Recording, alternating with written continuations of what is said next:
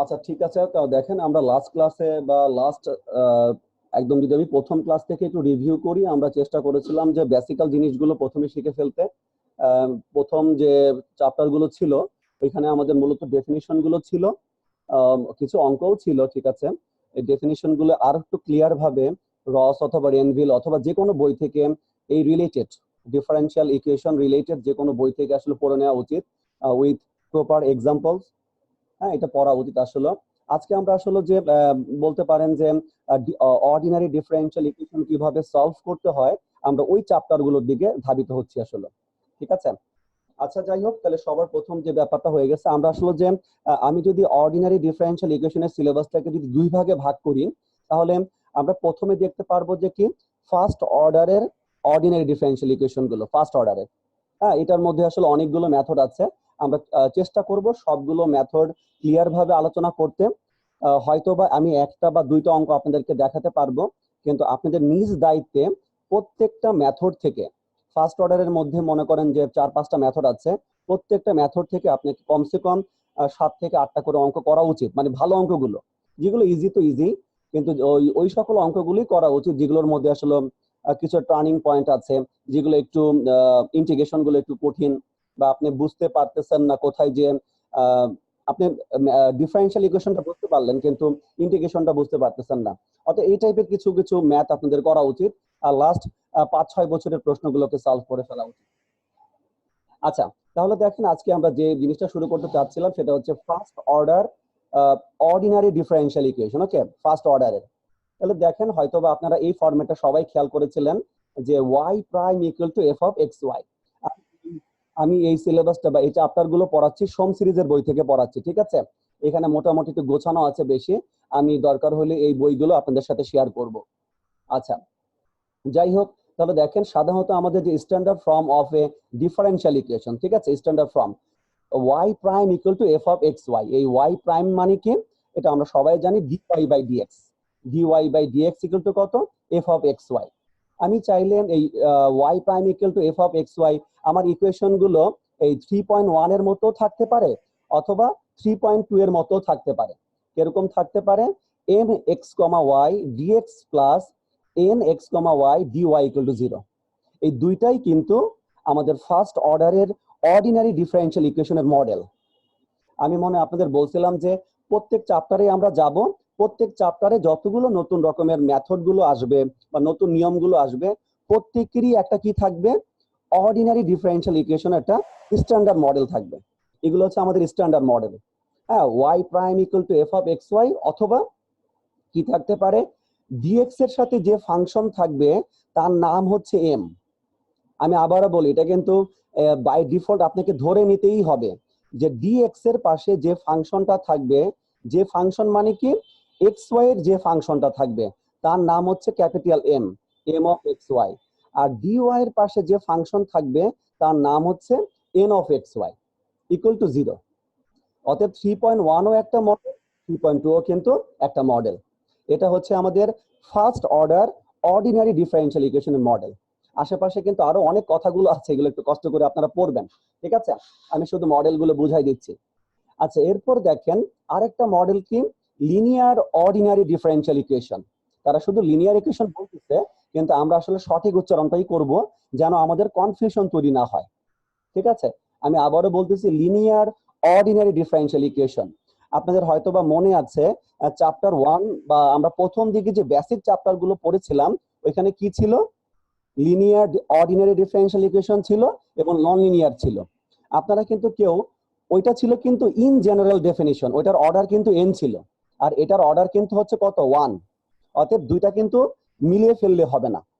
দেখা যায় যে আপনাদের যখন লিনিয়ার অর্ডিনারি ডিফারেন্সিয়াল ইকুয়েশনের ডেফিনিশনটা আসে পরীক্ষার হলে, আপনাকে বুঝতে হবে এটা কোন ডেফিনিশনটা। এটা কি ফার্স্ট অর্ডারের ডেফিনিশনটা চাইছে, নাকি in general, I mean that nth অর্ডারের ডেফিনিশন চাইছে? যদি nth অর্ডার হয়, তাহলে অবশ্যই আপনি, আমরা যে প্রথম দিকে চ্যাপ্টারে যে ডেফিনিশন গুলো, বেসিক চ্যাপ্টার গুলোতে যে ডেফিনিশন গুলো পড়িয়েছিলাম, ওইটা দিতে হবে। ওইখানে কিন্তু 3টা কন্ডিশন ছিল, সবাই হয়তো বা মনে আছে, 3টা অবজারভেশন ছিল। আর যদি ফার্স্ট অর্ডারের হয়, তখন আপনি এটা দিতে পারবেন, কোনো সমস্যা নাই। অতএব দুইটার মধ্যে কিন্তু অনেকে কিন্তু পার্থক্য তৈরি করতে পারে না, অথবা হতে পারে এটা দেখতে একটু ছোট, এটার মধ্যে বেশি একটা অবজারভেশন নাই বা সামথিং, মানে দেখতে ছোট মনে হইলে অনেকে এই ডেফিনিশনটা দিয়ে দেয়। কিন্তু সাধারণ দৃষ্টিকোণে যদি প্রথম চ্যাপ্টারে যদি আপনার লিনিয়ার ইকুয়েশন অথবা লিনিয়ার অর্ডিনারি ডিফারেন্সিয়াল ইকুয়েশনের ডেফিনিশন আসে, আপনাকে কিন্তু ওই বেসিক ডেফিনিশনটাই দিতে হবে যেখানে 3টা অবজারভেশন ছিল। আর যদি মনে করেন 2 নম্বর বা 3 নম্বর বা 4 নম্বর সেটে যদি আসে লিনিয়ার ইকুয়েশন কাকে বলে অথবা লিনিয়ার অর্ডিনারি ইকুয়েশন কাকে বলে, তখন চাইলে আপনি এটা দিতে পারেন। এটা বুঝতে হবে যে আপনার প্রশ্নটা কোন সেটে আসছে। হ্যাঁ, অথবা তাদের করসপন্ডিং ম্যাথটাও দেখতে পারেন চাইলে, কারণ হেন্সের মাধ্যমে কি করে তারা আসলে একটা ম্যাথ করতে বলে। এই ডেফিনিশন গুলো আপনাদের জন্য এই জন্য ইম্পর্টেন্ট, কারণ কি ফার্স্ট অর্ডারের কিন্তু কি বলে এই যে আমি যে স্ট্যান্ডার্ড ফর্ম গুলো পড়াচ্ছি, স্ট্যান্ডার্ড ফর্মের কিন্তু অভাব নাই। আপনি নিজেও অনেক সময় কনফিউশন হয়ে যাবেন যে আমি কোন মেথডের মাধ্যমে সলভ করব। কিন্তু কোনো একটা সেটের মধ্যে যদি ডেফিনিশনটা দেওয়া থাকে, সেই ক্ষেত্রে আপনাকে ধরে নিতে হবে যে এই ডেফিনিশনের আলোকেই কিন্তু আমাকে অঙ্কটা করতে হবে। ওই ডেফিনিশনটা আপনার জন্য হিন্টস হিসাবে কাজ করতে পারে। ঠিক আছে? অতএব এই জিনিসগুলো একটু খেয়াল করা এবং ডেফিনিশন গুলোকে ভালোভাবে নিজের কন্ট্রোলে নিয়ে আসা। যাই হোক, আমি যেটা বলতে চাচ্ছিলাম, তাহলে দেখেন linear ordinary differential equation of first order, তার যে ফরম্যাটটা কি হচ্ছে, y prime plus P of x into y equal to Q of x. এই y প্রাইম মানে কি, dy বাই dx। সবসময় আমরা এই প্রাইম দিয়ে আমরা নাও শিখতে পারি, কারণ আমাদের উচিত মূল ফরম্যাটটা শেখা। dy বাই dx এর সাথে কত আছে, plus P of x y equal to Q of x. এখানে কিন্তু এই একই ফরম্যাটটাকে কিন্তু অন্যভাবেও লেখা যাবে। কিভাবে লেখা যাবে সেটা যদি আমি আপনাদেরকে বলি। আচ্ছা, তারা মনে বলে দিছে যে linear equation are solve in chapter 6 এ। আমরা কিন্তু এখন যে চ্যাপ্টারে আছি ওই চ্যাপ্টারে দেখবো যে ফার্স্ট অর্ডারের কত রকমের অর্ডিনারি ডিফারেন্সিয়াল ইকুয়েশন আছে। ওইটা শেখার পরে আমরা এরপরে চ্যাপ্টার ওয়াইজ প্রত্যেকটা জিনিস পড়া শুরু করব। ঠিক আছে? তারপর আমি আবারও বলতেছি লিনিয়ার ফরম্যাট কিন্তু দুইটা, এখানে তারা একটা দিয়েছে y prime plus P of x y equal to Q of x. একটা জিনিস খেয়াল করার বিষয়, y প্রাইম মানে কি, dy বাই dx। অতএব dy বাই dx এর পাশের যে কোএফিসিয়েন্টটা সেটা কিন্তু 1 হইতে হবে মাস্ট।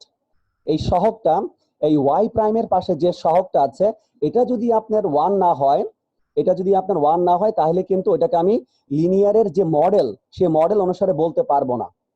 এখানে কিন্তু অনেক রকমের কথা আছে, কথাগুলো বুঝতে হবে। অতএব y প্রাইমের পাশে সহগটা মাস্ট বি 1 হইতে হবে। আমরা এমন অনেক অঙ্ক পাবো y প্রাইমের সাথে কত থাকতে পারে, হাফ থাকতে পারে, -1 থাকতে পারে, তারপর 25 থাকতে পারে, অনেক। যে কোনো কনস্ট্যান্ট বা যে কোনো সংখ্যা থাকলেই সেটা নেগেটিভ হোক অথবা পজিটিভ হোক, আমাকে কি করতে হবে, ওইটাকে ফ্রি করতে হবে। ফ্রি মানে কি, যে সংখ্যা থাকবে ওই সংখ্যা দিয়ে আমি সবাইকে ভাগ দিয়ে দিব। কারণ আমি জানি লিনিয়ার ইকুয়েশন বা লিনিয়ার অর্ডিনারি ডিফারেন্সিয়াল ইকুয়েশনের ডি বাই ডিএক্স এর পাশে সহগটা সব সময় 1 হইতে হবে। ঠিক আছে? এটা হচ্ছে লিনিয়ারের কিন্তু একটা ফরম্যাট। আরেকটা ফরম্যাট কি হতে পারে, x prime plus P of Y into x equal to Q of y. Just আমি যে কথাটা বললাম এক্স আর ওয়াই এর মধ্যে ইন্টারচেঞ্জ করে দেন। এখানে যে 3.3 ইকুয়েশনটা আছে, এখানে ডিপেন্ডেন্ট ভেরিয়েবল হচ্ছে ওয়াই আর ইন্ডিপেন্ডেন্ট কিন্তু এক্স। কিন্তু আমি জাস্ট এটাকে একটু ইন্টারচেঞ্জ করে দিলাম। আমি এবার কি করব, ওয়াই এর জায়গায় এক্স বসাবো আর এক্স এর জায়গায় ওয়াই বসাবো। ওইটাও কিন্তু আমার লিনিয়ার অর্ডিনারি ডিফারেন্সিয়াল ইকুয়েশনের আরেকটা ফরম্যাট। হতেই পারে কোন একটা ইকুয়েশনের মধ্যে এক্সটা হচ্ছে ডিপেন্ডেন্ট ভেরিয়েবল আর ওয়াইটা ইন্ডিপেন্ডেন্ট, সেটাও কিন্তু হতে পারে। আমরা আসলে দুই দিকেই দৃষ্টি রাখার চেষ্টা করব। আরেকটা জিনিস যেটা বলা হয় নাই, যদি ওয়াই প্রাইম থাকে এখানে কিন্তু শুধু একটা ওয়াই থাকবে, পি অফ এক্স এর সাথে কি থাকবে, একটা ওয়াই। এখানে কিন্তু পি অফ এক্স আর কিউ অফ এক্স একটা জিনিস কিন্তু এক্স এর ফাংশন বোঝাচ্ছে। পি অফ এক্স আর কিউ অফ এক্স কি বোঝাচ্ছে, এক্স এর যে কোনো ফাংশন। অতএব যখন এখানে ওয়াই প্রাইম থাকবে, পি অফ এক্স, এক্স এর যখন একটা ফাংশন থাকবে তার সাথে গুণ আকারে শুধু একটা ওয়াই থাকতে পারবে, একটা ওয়াই। আর ইকুয়াল টু ডান পাশে এক্স এর আরেকটা ফাংশন থাকতে পারবে অথবা কনস্ট্যান্টও হইতে পারে। এই পি অফ এক্স কিন্তু আর কিউ অফ এক্স এরা কিন্তু ফাংশন অফ এক্স অথবা কনস্ট্যান্ট হতে পারবে।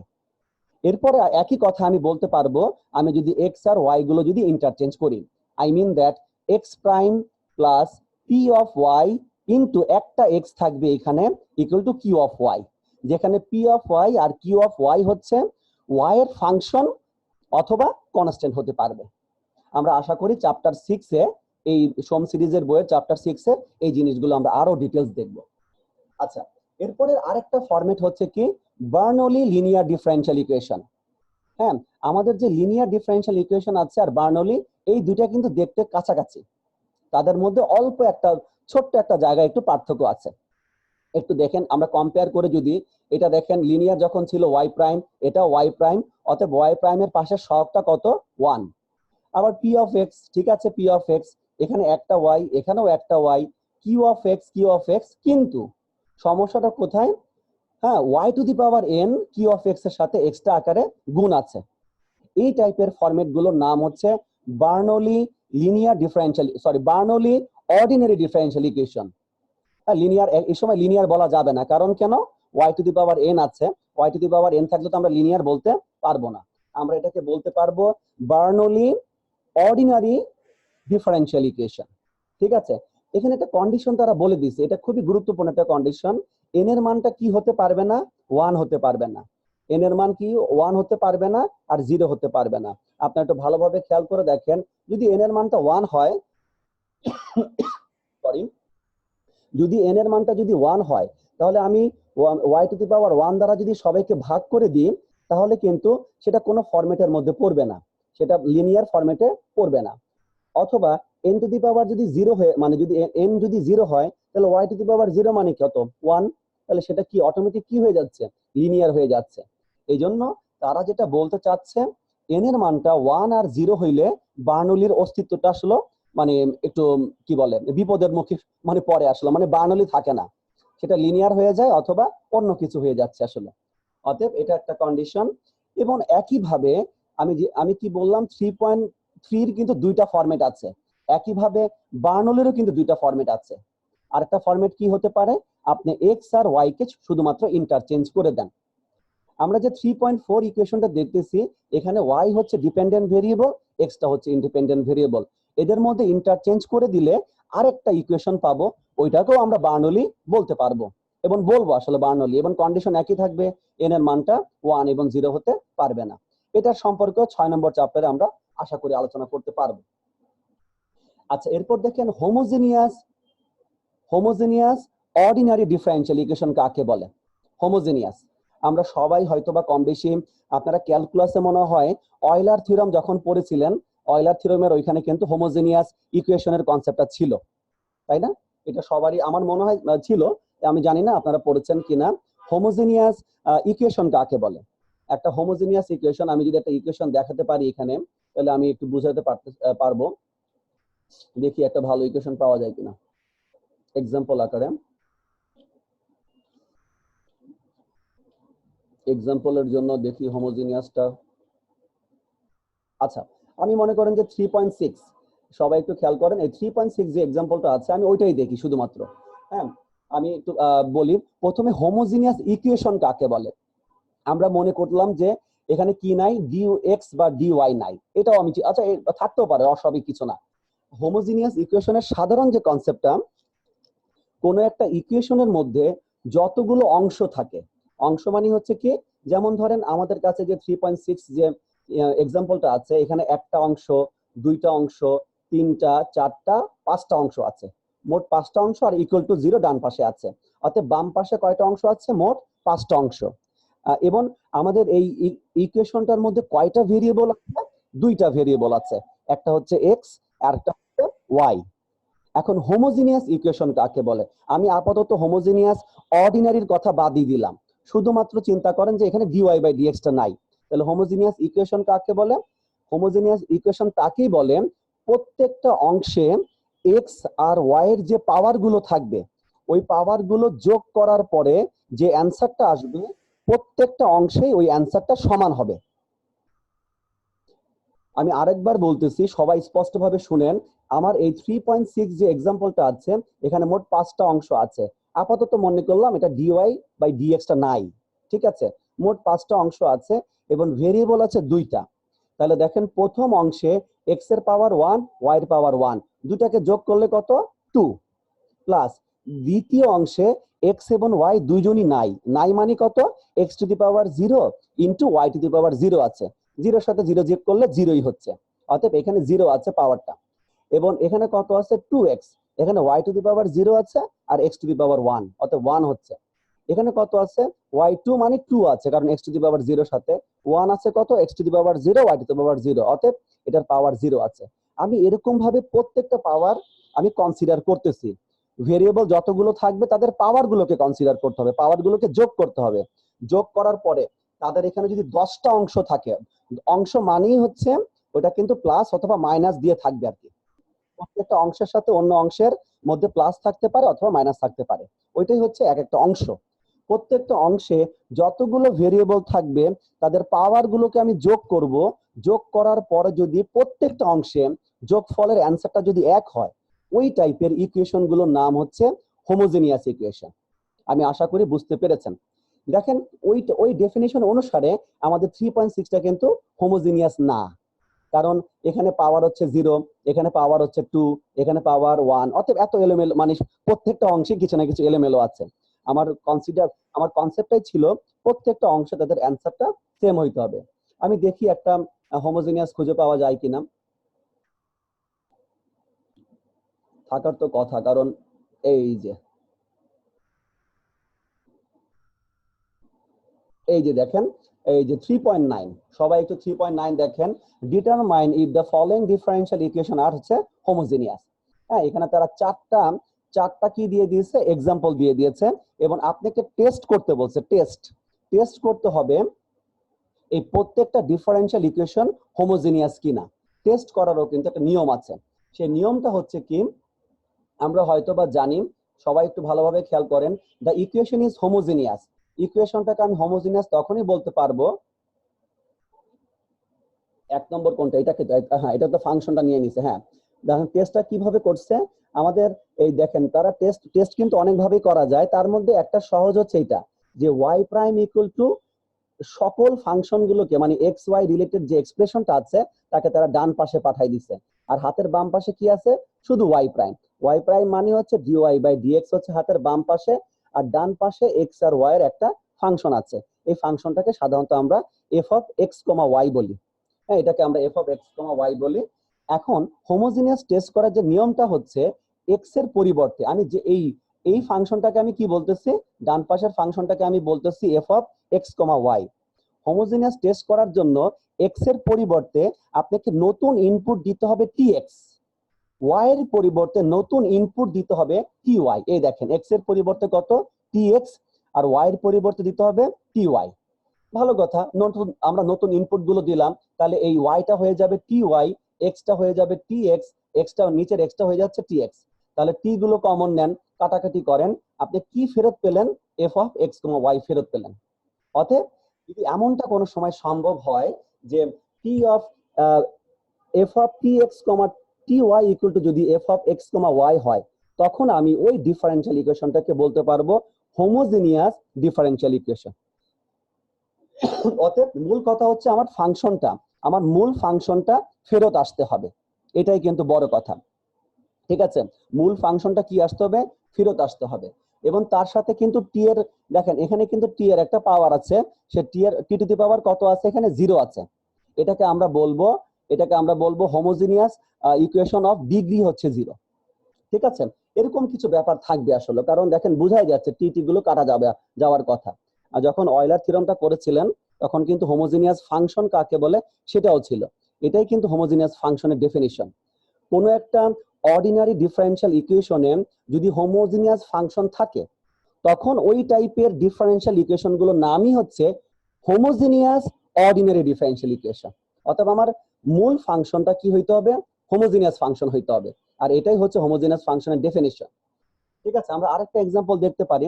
দেখেন আমাদের দ্বিতীয় যে এক্সাম্পলটা ছিল, আমরা কিন্তু এমনিও বুঝতে পারি। দেখেন আমাদের এখানে কয়টা অংশ আছে, উপরে একটা অংশ, এখানে একটা অংশ, এখানে ওয়াই এর পাওয়ার 1, এখানে কত এক্স এর পাওয়ার 1 আছে, আবার নিচে আছে কত এক্স এর পাওয়ার 1। আপনি যদি একটু কাটাকাটি করেন পাওয়ার গুলো, বুঝাই যাচ্ছে মানে পাওয়ারটা কিন্তু শূন্য, বাট তাদের মধ্যে কিন্তু মিল আছে, বা তাদের মধ্যে কিন্তু অন্য কিছু নাই। মানে কি, দেখেন এখানে দেখেন এক্স স্কোয়ার আর নিচে কত এক্স এর পাওয়ার 1, অতএব এটার মধ্যে কিন্তু কোনো সামঞ্জস্যপূর্ণতা নাই। তাহলে এটা হোমোজিনিয়াস হওয়ার জন্য কি করা লাগতো, নিচে আরেকটা এক্স গুণ করা লাগতো, I mean that x square. তখন আমি আবার এটাকে হোমোজিনিয়াস বলতে পারতাম। একইভাবে দেখেন এটা হোমোজিনিয়াস কিনা, এটা হোমোজিনিয়াস কিনা এটার জন্য কিন্তু একটা ভালো একটা টেস্ট করতে হবে। এরকম একটু কঠিন গুলোও কিন্তু আসতে পারে। হ্যাঁ, হোমোজিনিয়াস টেস্ট করো, এরকম আসতে পারে। তাহলে আপনারা দেখতে পারেন, দেখেন 2 নম্বরটার কথা যেটা বলতে চাচ্ছিলাম, কি ছিল, এক্স এর পরিবর্তে টি এক্স, ওয়াই এর পরিবর্তে টি ওয়াই। আপনি কিন্তু ইনপুট গুলো দিয়েছেন, দেওয়ার পরে দেখেন কিরকম আসছে, যে ওয়াই স্কোয়ার ইন্টু এক্স, একটা কিন্তু টি চলে আসছে। অতএব এটাকে কিন্তু আমি কি বলতে পারবো না, হোমোজিনিয়াস বলতে পারবো না, কারণ এখানে এক্সটা একটা জিনিস রয়ে গেছে। অতএব এটাকে হোমোজিনিয়াস বলার জন্য আমাকে কি শুধু কি আসতে হবে, F of x comma y আসতে হবে। অতএব এই জন্য একটু খেয়াল করা, যদি আমি যদি ইনপুট গুলো এক্স এর পরিবর্তে টি এক্স, ওয়াই এর পরিবর্তে যদি টি ওয়াই দিই, দেখেন সবগুলো তারা স্পষ্ট ভাবে দেওয়ার চেষ্টা করেছে। হ্যাঁ, আর E to the power T X আর টি ওয়াই এর মধ্যে টি গুলো কাটা গেছে, আর এখান থেকে টি গুলো কমন, টি স্কয়ার, এখান থেকে টি স্কয়ার, টি স্কয়ার সব কমন নিয়ে কাটাকাটি করার পরে মূল ফাংশনটা ফেরত আসছে। অতএব হোমোজিনিয়াস ফাংশনের কনসেপ্টটাই হচ্ছে, আমি এক্স এর পরিবর্তে টি এক্স, ওয়াই এর পরিবর্তে টি ওয়াই দিব, দেওয়ার পরে এটাকে ক্যালকুলেশন করার পরে আমি শুধুমাত্র এফ অফ এক্স ওয়াই টা ফেরত পাবো। আমি যদি শুধু এফ অফ এক্স ওয়াই টা ফেরত পাই, তাহলেই আমি আমার কাঙ্ক্ষিত টোটাল যে ডিফারেনশিয়াল ইকুয়েশনটা ছিল ওইটাকে আমি হোমোজিনিয়াস ডিফারেনশিয়াল ইকুয়েশন বলতে পারবো। আপনাদের পরীক্ষায় যদি হোমোজিনিয়াস ডিফারেনশিয়াল ইকুয়েশন অঙ্ক আসে, আপনাকে অবশ্যই ডিফারেনশিয়াল ইকুয়েশনটা হোমোজিনিয়াস কিনা ওই টেস্টটা করতে হবে। এই টেস্ট কিন্তু দুই ভাবে করা যায়। এটা কিন্তু একটা ওয়ের কথা বললাম, আমি যদি সুযোগ থাকে তাহলে আমরা আরেকটা ওয়ের কথাও আমরা বলবো। এটা হয়তোবা তারা এই বইতে দেখায় নাই। আরেকটা ওয়ে হতে পারে এরকম, যদি আমি আমার মূল ইকুয়েশনে ফেরত যাই, সেটা তাহলে আমি ওইখান থেকে আপনাকে দেখাতে পারতেছি। আচ্ছা আচ্ছা, যদি এই ফরম্যাটে থাকে, খেয়াল করে দেখেন, আমরা কিন্তু হোমোজিনিয়াস টেস্টে আলোচনা করেছিলাম এতক্ষণ ধরে, কার জন্য, 3.1 এর জন্য। যদি 3.2 এর জন্য যদি আমাকে হোমোজিনিয়াস টেস্ট করতে হয়, তখন আমি কি করব? হয়তোবা হতে পারে আমি এটাকে হাতের বাম পাশে ডিওয়াই বাই ডিএক্স রেখে সবাইকে ডান পাশে পাঠাই দিলাম, এটাও একটা হতে পারে। কিন্তু এটা ছাড়া আরেকটা নিয়ম আছে। কি নিয়ম আছে? এখানে প্রত্যেকটা অংশকে আমি হোমোজিনিয়াস ফাংশন প্রমাণ করতে পারি চাইলে। কিভাবে? ডিএক্স এর পাশে কত আছে, এম এক্স কমা ওয়াই আছে, আবার ডিওয়াই এর পাশে কত আছে, N of x comma y আছে। এটার কনসেপ্টের মধ্যে একটু টুইস্টটা হচ্ছে কি জানেন? টুইস্টটা হচ্ছে এখানে কিন্তু কি আশা লাগছিল, দেখেন y prime equal to F of x y, এটার জন্য হোমোজিনিয়াসের কনসেপ্টটা কি ছিল? হোমোজিনিয়াসের কনসেপ্ট ছিল যে এটা আমার কি থাকা লাগবে, এই যে তারা কিন্তু শুধু 3.1 এর জন্য বলছে, 3.2 এর জন্য কি হবে তারা কিন্তু আসলে বলে নাই। হ্যাঁ, এটা হয়তো বা চ্যাপ্টার 4 এ তারা বলতে পারে, জানি না। তাহলে দেখেন 3.1 এর মতো যদি মডেল থাকে, তখন আমরা কি করব, এক্স এর পরিবর্তে টি এক্স, ওয়াই এর পরিবর্তে টি ওয়াই, অ্যান্সারটা শুধুমাত্র হয়তো আসতে হবে আমার গিভেন ফাংশনটা, যে ফাংশনটা আমার অঙ্কের মধ্যে দেওয়া ছিল। তখনই আমি বলতে পারবো ওই টোটাল মানে 3.1টা হচ্ছে একটা হোমোজিনিয়াস ডিফারেনশিয়াল ইকুয়েশন। কিন্তু যখন 3.2 থাকবে, সেখানে টুইস্টটা কি? তাহলে দুইটা ইন্ডিভিজুয়াল ফাংশন আছে। আমরা জানি ডিএক্স এর পাশে কোন ফাংশন থাকবে, M of x y, dy এর পাশে থাকবে এন অফ এক্স ওয়াই। তাহলে দেখেন ডিএক্স এর পাশে যে ফাংশন আছে, আমাকে এখন টোটালটাকে আমার হোমোজিনিয়াস প্রমাণ করার জন্য এই দুইটা ফাংশনকে ইন্ডিভিজুয়াল হোমোজিনিয়াস ফাংশন প্রমাণ করতে হবে। তার সাথে আরেকটা কনসেপ্ট হচ্ছে, তার সাথে অ্যাড করতে হবে, তাদের দুইটারই ডিগ্রি সেম হইতে হবে। ডিগ্রিটা কি? মনে করেন একটু আগে যেটা বলতে চাচ্ছিলাম, আমি হোমোজিনিয়াস টেস্ট কিন্তু একই রকম, এক্স এর পরিবর্তে এখানেও টি এক্স দিবেন, এই এম এর মধ্যে ওয়াই এর পরিবর্তে এখানেও টি ওয়াই দিবেন। ক্যালকুলেশন করবেন, অবশ্যই আপনি এম অফ এক্স ওয়াই টাকে ইজিলি ফাইন্ড আউট করতে পারবেন, কারণ ডি এক্স এর পাশে যে ফাংশন থাকবে ওইটা তো এম অফ এক্স ওয়াই। তাদের এক্স এর পরিবর্তে টি এক্স, ওয়াই এর পরিবর্তে টি ওয়াই, আপনি ক্যালকুলেশন করলেন, মানে এম এর ভিতরে ওই ইনপুট, নতুন ইনপুট গুলো বসালেন, ক্যালকুলেশন করার পরে আপনার কত আসলো, মনে করেন আসলো হচ্ছে T square into M of x Y. Calculation করার পরে টি স্কোয়ারটা বেশি আসছে, থাকতেই পারে, এম অফ এক্স ওয়াই তো আসছে এবং টি স্কোয়ারটা তার সাথে বেশি আসছে, তখন আপনাকে বলতে হবে M of x y is a homogeneous function of degree কত, 2। টি এর উপরে যে টিটাকে, টি স্কোয়ার তো আমরা কমন নিয়েছি, আসলে টি স্কোয়ার কমন নেওয়ার পরেই আমার যতটুকু বাকি আছে ওইটাই সাধারণত এম অফ এক্স ওয়াই হয়ে যায়। যদি হয়ে যায়, তখন আমি এম অফ এক্স ওয়াইটাকে বলতে পারবো হোমোজিনিয়াস ফাংশন অফ ডিগ্রি কত, 2। তাহলে এরপর আমার বাকি রইল এন অফ এক্স ওয়াই। ঠিক এন অফ এক্স ওয়াই এর জন্য ঠিক একই প্রসিডিওর, এক্স এর পরিবর্তে টি এক্স, ওয়াই এর পরিবর্তে টি ওয়াই, আমি ইনপুট দিব। তাহলে এন এর ভিতরে যে ফাংশন, এন যে ফাংশন ছিল ওই ফাংশনের মধ্যে নতুন ইনপুট গুলো বসিয়ে simplification, I mean that calculation শেষ করার পরে আমাকে দেখতে হবে আমার কি আসছে অ্যান্সারটা। ওইখানেও যদি t square into n of x y আসে, তাহলে এন অফ এক্স ওয়াইটা হচ্ছে হোমোজিনিয়াস ফাংশন অফ ডিগ্রি 2, এটারও ডিগ্রি 2 প্লাস হোমোজিনিয়াস, এটারও ডিগ্রি 2 প্লাস হোমোজিনিয়াস। তখনই শুধুমাত্র আমি বলতে পারবো আমার 3.2 যে ডিফারেনশিয়াল ইকুয়েশনটা আছে এটা হচ্ছে একটা ফার্স্ট অর্ডারের হোমোজিনিয়াস ডিফারেনশিয়াল ইকুয়েশন। এটা টেস্টের জন্য দুইটা ফাংশনের বেলায় দুইবার বসানো লাগে। এই জন্য আপনারা চাইলে 3.1 এ যেভাবে টেস্ট করলাম এভাবেও করতে পারেন, কিন্তু খেয়াল রাখতে হবে হোমোজিনিয়াসের অঙ্ক যদি পরীক্ষায় আসে আপনাকে অবশ্যই হোমোজিনিয়াস টেস্ট করতে হবে। ঠিক আছে, মাঝে মাঝে দেখা যায় প্রশ্নগুলোর মধ্যে হিন্টস থাকে, দেখবেন যে হোমোজিনিয়াস অঙ্কের মধ্যে হোমোজিনিয়াস একটা থিওরাম দিয়ে দিল, তারপর বলো যে অঙ্কটা করো। আপনাদের উচিত হবে প্রশ্নের মধ্যে যে হিন্টস দেওয়া থাকবে সেই অনুসারে অঙ্ক করা। মাঝে মাঝে তারা হেন্স বলে দেয়, হেন্স বললে তো আপনাকে অবশ্যই করতে হবে।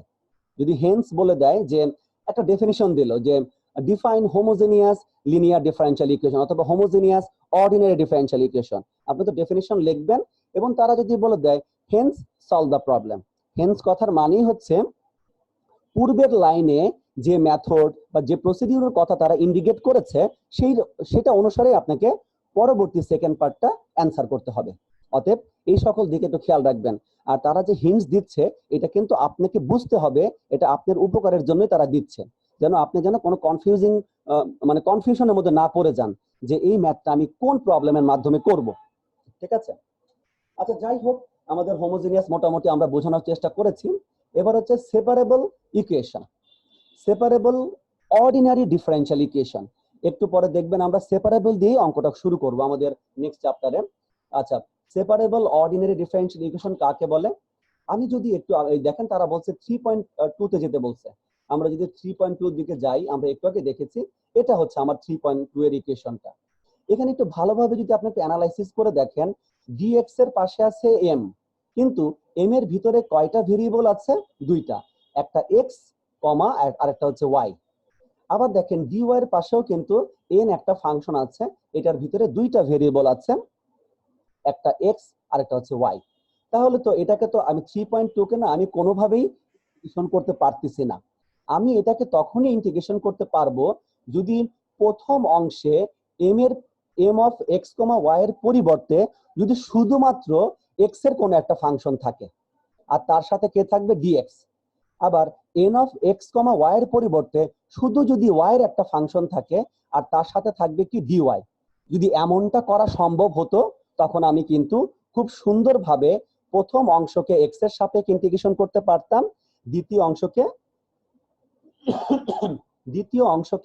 y এর সাপেক্ষে ইন্টিগ্রেশন করতে পারতাম। ঠিক আছে, অতএব তখন আমাদের যদি আমি পারতাম যে প্রথম অংশটাকে টোটালি x এর ফাংশন ইন্টু dx, দ্বিতীয় অংশটাকে টোটালি y এর ফাংশন ইন্টু dy, ওই টাইপের ডিফারেনশিয়াল ইকুয়েশন গুলোর নাম হচ্ছে সেপারেবল অর্ডিনারি ডিফারেনশিয়াল ইকুয়েশন। এবং আমরা বলবো ইকুয়েশনটা হচ্ছে সেপারেবল, তাকে আমরা সেপারেট করতে পেরেছি। এরকমও কিছু কিছু অঙ্ক করা সম্ভব। আমাদের এই অর্ডিনারি ডিফারেনশিয়াল ইকুয়েশনের সবার প্রথম মেথডটাই হচ্ছে সেপারেবল অর্ডিনারি ডিফারেনশিয়াল ইকুয়েশন। আপনি যদি কোনো একটা অর্ডিনারি ডিফারেনশিয়াল ইকুয়েশন যদি সেপারেবল করতে পারেন, সেপারেবল মানে হচ্ছে এক্স গুলো এক জায়গায় প্লাস অথবা মাইনাস, ওয়াই গুলো এক জায়গায়, অথবা এক্স গুলো হাতের বাম পাশে ইকুয়াল টু ওয়াই গুলো হাতের ডান পাশে, অথবা তারা ইন্টারচেঞ্জ হইতে পারে। মূল কথা এক্স গুলো যদি একসাথে থাকে তাকে আমরা এক্স এর সাপেক্ষে ইন্টিগ্রেশন করতে পারবো, ওয়াই গুলো যদি এক পাশে থাকে ওয়াই এর সাপেক্ষে ইন্টিগ্রেশন করতে পারবো। এটা হচ্ছে অর্ডিনারি ডিফারেনশিয়াল ইকুয়েশনের ফার্স্ট মেথড, আপনি চাইলে বলতে পারেন সবচেয়ে ইজিয়েস্ট একটা মেথড। হয়তোবা সব অর্ডিনারি ডিফারেনশিয়াল ইকুয়েশনকে আমরা সেপারেট করতে পারি না। সেপারেট করতে না পারলে আমাদের অন্য অন্য মেথড গুলো আছে, লিনিয়ার আছে, বার্নৌলি আছে, হোমোজেনিয়াস আছে, আমরা করব। কিন্তু সেপারেবল করতে পারলেই আমরা সাথে সাথে তাদেরকে ইন্টিগ্রেশন করে দিব, ইন্টিগ্রেশন করে দিলেই আমি আমার কাঙ্ক্ষিত অ্যান্সারটা পেয়ে যাব। আমরা দেখি সেপারেবলের সেই কথাগুলো তারা বলেছে কিনা, হয়তোবা তারা ডিটেলস এখনো বলেনি, তারা চ্যাপ্টার 4 এ বলবে। আই মিন দ্যাট আমাদের যে নেক্সট যে চ্যাপ্টারটা আছে সেখানে তারা এই কথা বলবে। দেখেন তারা কি বলতে চাচ্ছিল আসলে, যদি ইফ এই 3.2 টাকে তারা কনসিডার করেছিল, 3.2 টাকে if m of xy equal to a of x, a function of x, and n of xy equal to b of y, a function of y, the differential equation is called separable, or has its variables separated, যেভাবে আমরা বলি না কেন, separable equation are solve in chapter 4। অতএব আমাদের উদ্দেশ্য থাকবে, আমাদের যেহেতু এটা আমাদের প্রথম মেথড, আমাদের টার্গেট থাকবে যদি আমরা কোনোভাবে যে কোনো কৌশলে, যদি আমি প্রপার কৌশল হইতে হবে, ম্যাথের ভাষায় হচ্ছে ব্যালেন্স কৌশল হইতে হবে। ইনব্যালেন্স কৌশল করলে তো বাবা হবে না। হ্যাঁ, কোথাও বেশি দিলেন কোথাও কম দিলেন এমনটা হবে না। আপনাকে যে অঙ্কটা দিয়ে দেবে ওই অঙ্কটাকে আপনি কৌশলগত ভাবে হোক, যে কোনো ভাবে হোক, প্রপারলি আর কি, প্রপার ব্যালেন্সের মাধ্যমে সেপারেশন করতে হবে। যদি সেপারেশন করতে পারি, আমরা শুধুমাত্র একবার ইন্টিগ্রেশন করলেই আমি আমার কাঙ্ক্ষিত অ্যান্সারটা পেয়ে যাব। যাই হোক, এরপরে আমাদের রয়েছে এক্সাক্ট ডিফারেন্সিয়াল ইকুয়েশন অথবা এক্সাক্ট অর্ডিনারি ডিফারেন্সিয়াল ইকুয়েশন। দেখেন তারা কাকে কনসিডার করেছে, 3.2 কে কনসিডার করেছে। 3.2 আমরা জানি, কি জানি, যে dx এর পাশে থাকে m of xy R dy এর পাশে থাকে n of xy। ওই 3.2 কে আমি কি বলতে চাচ্ছি, এক্সাক্ট অর্ডিনারি ডিফারেন্সিয়াল ইকুয়েশন বলতে চাচ্ছি। তার কন্ডিশন হচ্ছে এটা, ডেল এম বাই কত, ডেল ওয়াই। আর ডেল মানে হচ্ছে কি, পার্শিয়াল ডেরিভেটিভ। আমরা কেন পার্শিয়াল ডেরিভেটিভ করলাম, কারণ আমার এম এর ভিতরে বর্তমানে, মানে সাধারণ সেন্সে এম এর ভিতরে কতগুলো ভেরিয়েবল আছে, দুইটা, একটা এক্স এবং একটা ওয়াই। তাহলে আমি যদি এমটাকে যদি ওয়াই এর সাপেক্ষে পার্শিয়াল ডেরিভেটিভ করি, এক্সটা হচ্ছে কনস্ট্যান্ট। তাহলে এমটা ছিল কার পাশে, একটু মনে রাখার জন্য আর কি, মাঝে মাঝে কন্ডিশনটা আমাদের মধ্যে একটু গরমিল হয়ে যায় আর কি। তাহলে এমটা ছিল কিন্তু ডিএক্স এর পাশে, এমটা ছিল, মানে এভাবে বলতে পারি ডিএক্স এর পাশে ছিল এম। যেহেতু ডিএক্স এর পাশে এম ছিল, অতএব আমরা এমটাকে পার্শিয়াল ডেরিভেটিভ করব ওয়াই এর সাপেক্ষে, মানে বিপরীত ভেরিয়েবলের সাপেক্ষে, মানে যেভাবে যে মনে রাখতে পারেন আর কি। তাহলে এমটাকে আমরা পার্শিয়াল ডেরিভেটিভ করব ওয়াই এর সাপেক্ষে, আবার এমটাকে পার্শিয়াল ডেরিভেটিভ করব এক্স এর সাপেক্ষে। এই দুই ক্ষেত্রে যে পার্শিয়াল ডেরিভেটিভের যে অ্যান্সার গুলো, এটা কি আসতে হবে, সেম আসতে হবে। যদি একই রকম আসে, তখন আমি 3.2 ডিফারেন্সিয়াল ইকুয়েশনকে আমি বলতে পারবো এক্সাক্ট অর্ডিনারি ডিফারেন্সিয়াল ইকুয়েশন। ঠিক আছে, এই ব্যাপারে আমরা বিস্তারিত অন্য অন্য চ্যাপ্টার গুলোতে দেখব। মোটামুটি আমাদের ফার্স্ট অর্ডারের জন্য আমরা এতগুলো ডিফারেন্সিয়াল ইকুয়েশন মডেল গুলো আজকে শিখলাম, এবং এগুলোকে আমরা ধীরে ধীরে সমাধান করার চেষ্টা করব। এছাড়াও দেখেন, কিছু কিছু ইকুয়েশন এক্সাক্ট যদি না হয়, তাদের জন্য আমাদের আরো 2-3টা নিয়ম আছে। অনেক, কারণ সব ডিফারেন্সিয়াল ইকুয়েশন যে এক্সাক্ট হবে এমনটা নাও হতে পারে। হ্যাঁ, তখন আমাদেরকে আরেকটা নতুন একটা ওয়ার্ড আপনাদের কাছে নতুন নাও হতে পারে, আমরা ইন্টিগ্রেটিং ফ্যাক্টরের ইন্ট্রোডিউস করব। ইন্টিগ্রেটিং ফ্যাক্টর, হ্যাঁ, যে ফ্যাক্টরের জন্য আমরা ইন্টিগ্রেশন করতে পারবো। আমাদের কিন্তু অর্ডিনারি ডিফারেন্সিয়াল ইকুয়েশনের টার্গেটই হচ্ছে আমার ডিফারেন্সিয়াল ইকুয়েশনটাকে এমন একটা ফরম্যাটে নিয়ে যাওয়া যেখানে আমি এটাকে ইন্টিগ্রেশন করতে পারি। ঠিক আছে, অতএব আমি আশা করি আমি যেভাবে পড়াচ্ছি, হয়তোবা আপনারা টপিকস গুলো আপাতত লিখে নেন, আর আমি এই শীটগুলো আপনাদের সাথে শেয়ার করব। সোম সিরিজের এই বইয়ের মধ্যে কিন্তু অনেক এক্সাম্পল দেওয়া আছে। আপনি যদি উপরে ডেফিনেশন গুলো ভালোভাবে না বুঝেন, এখান থেকে বিভিন্ন রকম এক্সাম্পল গুলো আছে, এগুলো যদি একটু রিডিংও পড়েন, আমি শিওর আপনারা অনেক কিছু জানতে পারবেন এবং নিজেদের মধ্যে এগুলো নিয়ে আসতে পারবেন। ঠিক আছে, প্রচুর অঙ্ক প্র্যাকটিস করার মাধ্যমেই কিন্তু এগুলো করতে পারবেন, না হলে কিন্তু পরে সমস্যা হতে পারে। যাই হোক, আপনারা এই চ্যাপ্টারটা খুব ভালোভাবে দেখার চেষ্টা করবেন। আচ্ছা, তাহলে এখন আমরা চলে যাব আমাদের পরবর্তী চ্যাপ্টার, হ্যাঁ, যেটাকে আমি মানে যেটা আমাদের ফার্স্ট মেথড। এটা হচ্ছে আমাদের অর্ডিনারি ডিফারেন্সিয়াল ইকুয়েশনের ফার্স্ট মেথড আমি বলি, যার নাম হচ্ছে separable first order ordinary differential equation. ঠিক আছে, আসলে তারা বইতে অর্ডিনারি শব্দটা ব্যবহার করতে চাচ্ছে না, এজন্যই বাই ডিফল্ট এটা তো অর্ডিনারি ডিফারেন্সিয়াল ইকুয়েশনেরই বই। আচ্ছা, তাহলে দেখেন একদমই সহজভাবে যদি আমি আপনাদেরকে বলি, এই দেখেন তারা বলছে চ্যাপ্টার 3 তে আমরা কি দেখেছিলাম এম অফ এক্স ওয়াইটাকে আমরা যদি এখানে কিন্তু যদি একটা ব্যাপার আছে, ইফ, তারা কিন্তু ইফ বলেছিল। হ্যাঁ, ইফ এম অফ এক্স কমা ওয়াইটাকে যদি আমি এ অফ এক্স লিখতে পারি এবং এন অফ এক্স কমা ওয়াইটাকে যদি আমি বি অফ ওয়াই লিখতে পারি, তাহলে কি হয়ে গেল, এই প্রথম অংশটা দেখেন এক্স এর অংশ, দ্বিতীয় অংশটা কার অংশ, ওয়াই এর অংশ। সাথে সাথে আমি কি করব, আমি প্রথম অংশটাকে এক্স এর সাপেক্ষে ইন্টিগ্রেশন করব, দ্বিতীয়টাকে আমি ওয়াই এর সাপেক্ষে ইন্টিগ্রেশন করব। আর যেহেতু এটার অর্ডার ছিল কত, 1, অর্ডার কত ছিল 1, অতএব একটা মাত্র আরবিটারি কনস্ট্যান্ট এখানে পাওয়া যাবে। ঠিক আছে, আরবিটারি কনস্ট্যান্ট ইন্টিগ্রেশন করার পরে দিলেও হবে, অথবা যেহেতু আপনি বুঝতেই পারতেছেন এটা একটা ইন জেনারেল ফরম্যাট, অতএব ইন্টিগ্রেশন করার সাথে সাথে তারা কি দিয়ে দিয়েছে, সি দিয়েছে, যেখানে C represent an arbitrary constant. ঠিক আছে, এখানে অর্ডার 1 বলে একটা মাত্র আরবিটারি কনস্ট্যান্ট আমাদের এখানে আছে। আশা করি এটা হচ্ছে আমাদের সবচেয়ে ইজিয়েস্ট এবং হচ্ছে সবচেয়ে কিউট একটা মানে মেথড আমি মনে করি, কারণ এর থেকে সহজ মেথড আর হয় না, প্রসিডিউর হয় না।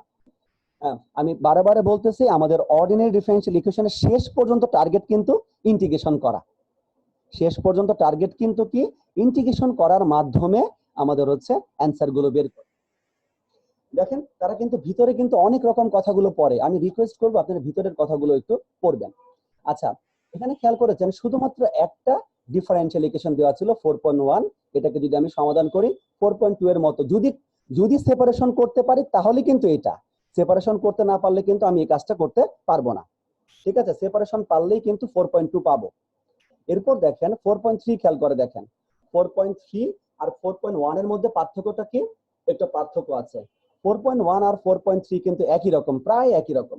আমি যদি পার্থক্যটা দেখাই, দেখেন 4.1 আর 4.3 কিন্তু প্রায় কি একই রকম। পার্থক্যটা হচ্ছে এখানে একটা কন্ডিশন দেওয়া আছে, যে কন্ডিশনটাকে আমরা সাধারণত কিভাবে আমরা ইন্ডিকেট করব, সেটা হচ্ছে এই কন্ডিশন কিন্তু ইউজ করতে হবে আপনার হচ্ছে ডিফারেনশিয়াল ইকুয়েশনটা সলভ করার পরে। কার জন্য আমরা কন্ডিশনটা ইউজ করব? এই দেখেন 4.2 এর মধ্যে কি আসছিল, একটা সি আসছিল। এই সিটাকে দূর করার জন্য আমরা এই ইনিশিয়াল কন্ডিশনটাকে আমরা অ্যাপ্লাই করি। এই যখন আপনার সি থাকবে ওইটা কিন্তু আপনার জেনারেল সলিউশন, আর যখন আপনি কন্ডিশন থাকবে, কন্ডিশন থাকলে কিন্তু আপনাকে প্রথমত জেনারেল সলিউশন বের করতে হবে, তারপর কন্ডিশন ইউজ করে আপনাকে পার্টিকুলার সলিউশনটা বের করতে হবে। পার্টিকুলার সলিউশন বের করা মানেই হচ্ছে আপনার জেনারেল সলিউশনের মধ্যে যতগুলো আরবিট্রারি কনস্ট্যান্ট আছে সেগুলোর মান বের করা। বের করার পরে সেই পার্টিকুলার ভ্যালুগুলো যদি আপনি ওই জেনারেল ইকুয়েশনে বসাই দেন, মানে সি এর পরিবর্তে বসাই দেন, তখনই শুধুমাত্র আপনি পার্টিকুলার অ্যান্সারটা পাচ্ছেন বা পার্টিকুলার সলিউশনটা পাচ্ছেন। অতএব আমি যেটা বলতে চাচ্ছি 4.1 ও আপনার একটা ডিফারেনশিয়াল ইকুয়েশন, 4.3 ও কিন্তু আপনার জন্য একটা অর্ডিনারি ডিফারেনশিয়াল ইকুয়েশন। পার্থক্য হচ্ছে একটার মধ্যে কন্ডিশন থাকবে আর একটার মধ্যে কন্ডিশন থাকবে না। অতএব আপনারা কিন্তু পরীক্ষার হলে 4.1 এবং 4.3 দুই রকমেরই কিন্তু দেখতে পারেন। আর 4.3 কিন্তু যে কোনো মেথডের জন্য থাকতে পারে। মেথড মানে হচ্ছে প্রসিডিওর আর কি, সেটা বার্নৌলির জন্য থাকতে পারে ইনিশিয়াল কন্ডিশন, লিনিয়ারের জন্য থাকতে পারে, এক্সাক্টের জন্য থাকতে পারে, মানে হোমোজিনিয়াসের জন্য থাকতে পারে। ঠিক আছে, অতএব আমাদেরকে সবগুলো ফরম্যাট শিখতে হবে।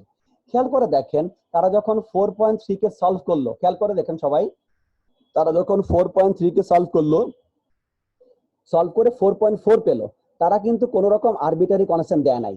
কারণ কেন দেয় নাই? আসলে দেয় নাই এই জন্যই কারণ এটা তো আসলে একটা কি ডেফিনিট ইন্টিগ্রাল টাইপের। দেখেন তারা কি লিখে দিচ্ছে, এক্স নট থেকে এক্স, ওয়াই নট থেকে ওয়াই। আপনারা চাইলে সরাসরি ইন্টিগ্রেশনের মান বসানোর মাধ্যমে করতে পারেন, অথবা আগে 4.2টাকে সলভ করে যে সি থাকবে ওইটা তো আমার জেনারেল সলিউশন। জেনারেল সলিউশনের মধ্যে কে কে থাকবে? এক্স থাকতে পারে, মানে এক্স থাকবে, ওয়াই থাকবে এবং সি জাতীয় কিছু থাকবে, আরবিট্রারি কন্ডিশন থাকবে।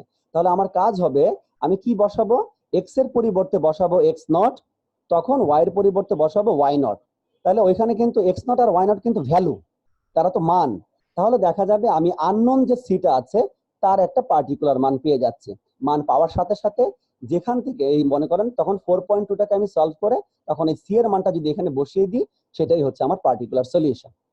যখনই আরবিট্রারি কনস্ট্যান্ট থাকবে জেনারেল সলিউশন, আরবিট্রারি কনস্ট্যান্টের মান যদি আমরা কন্ডিশনের মাধ্যমে বের করতে পারি, বের করে ওই আরবিট্রারি কনস্ট্যান্টের মানটা যদি বসিয়ে দিই, নতুন যে সলিউশন পাবো ওইটাই হচ্ছে আমার পার্টিকুলার সলিউশন। অতএব 4.4 হচ্ছে আমার পার্টিকুলার সলিউশন।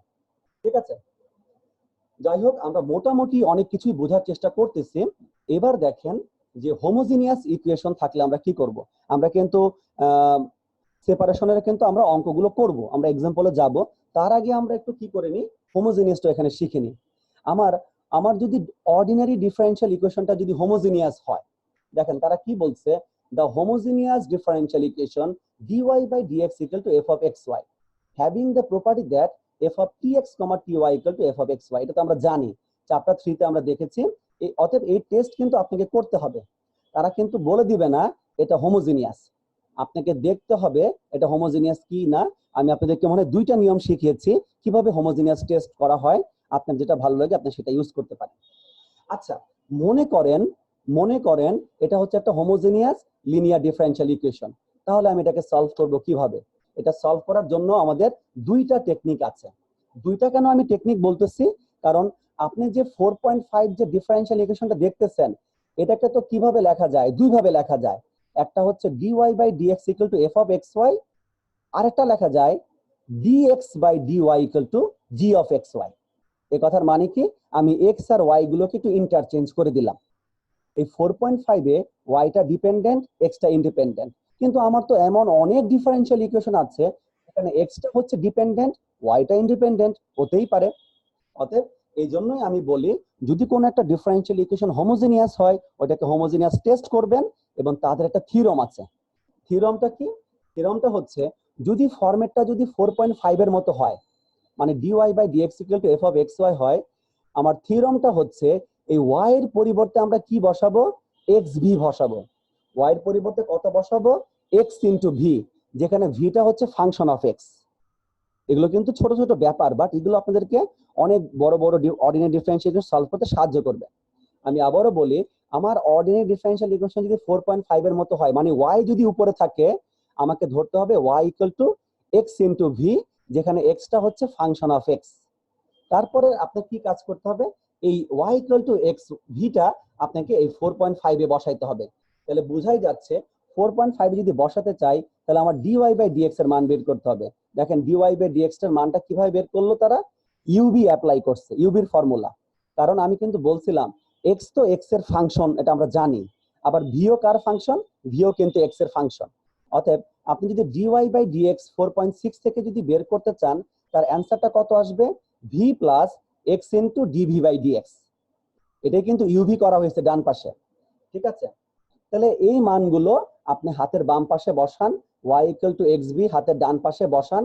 বসানোর পরে আপনি যে নতুন যে ডিফারেনশিয়াল ইকুয়েশন পাবেন, সেটা মাস্ট বি কি হবে, সেপারেবল ডিফারেনশিয়াল ইকুয়েশন। সেটা মাস্ট বি কি হচ্ছে, আবারও বলি, সেপারেবল হয়ে যাবে।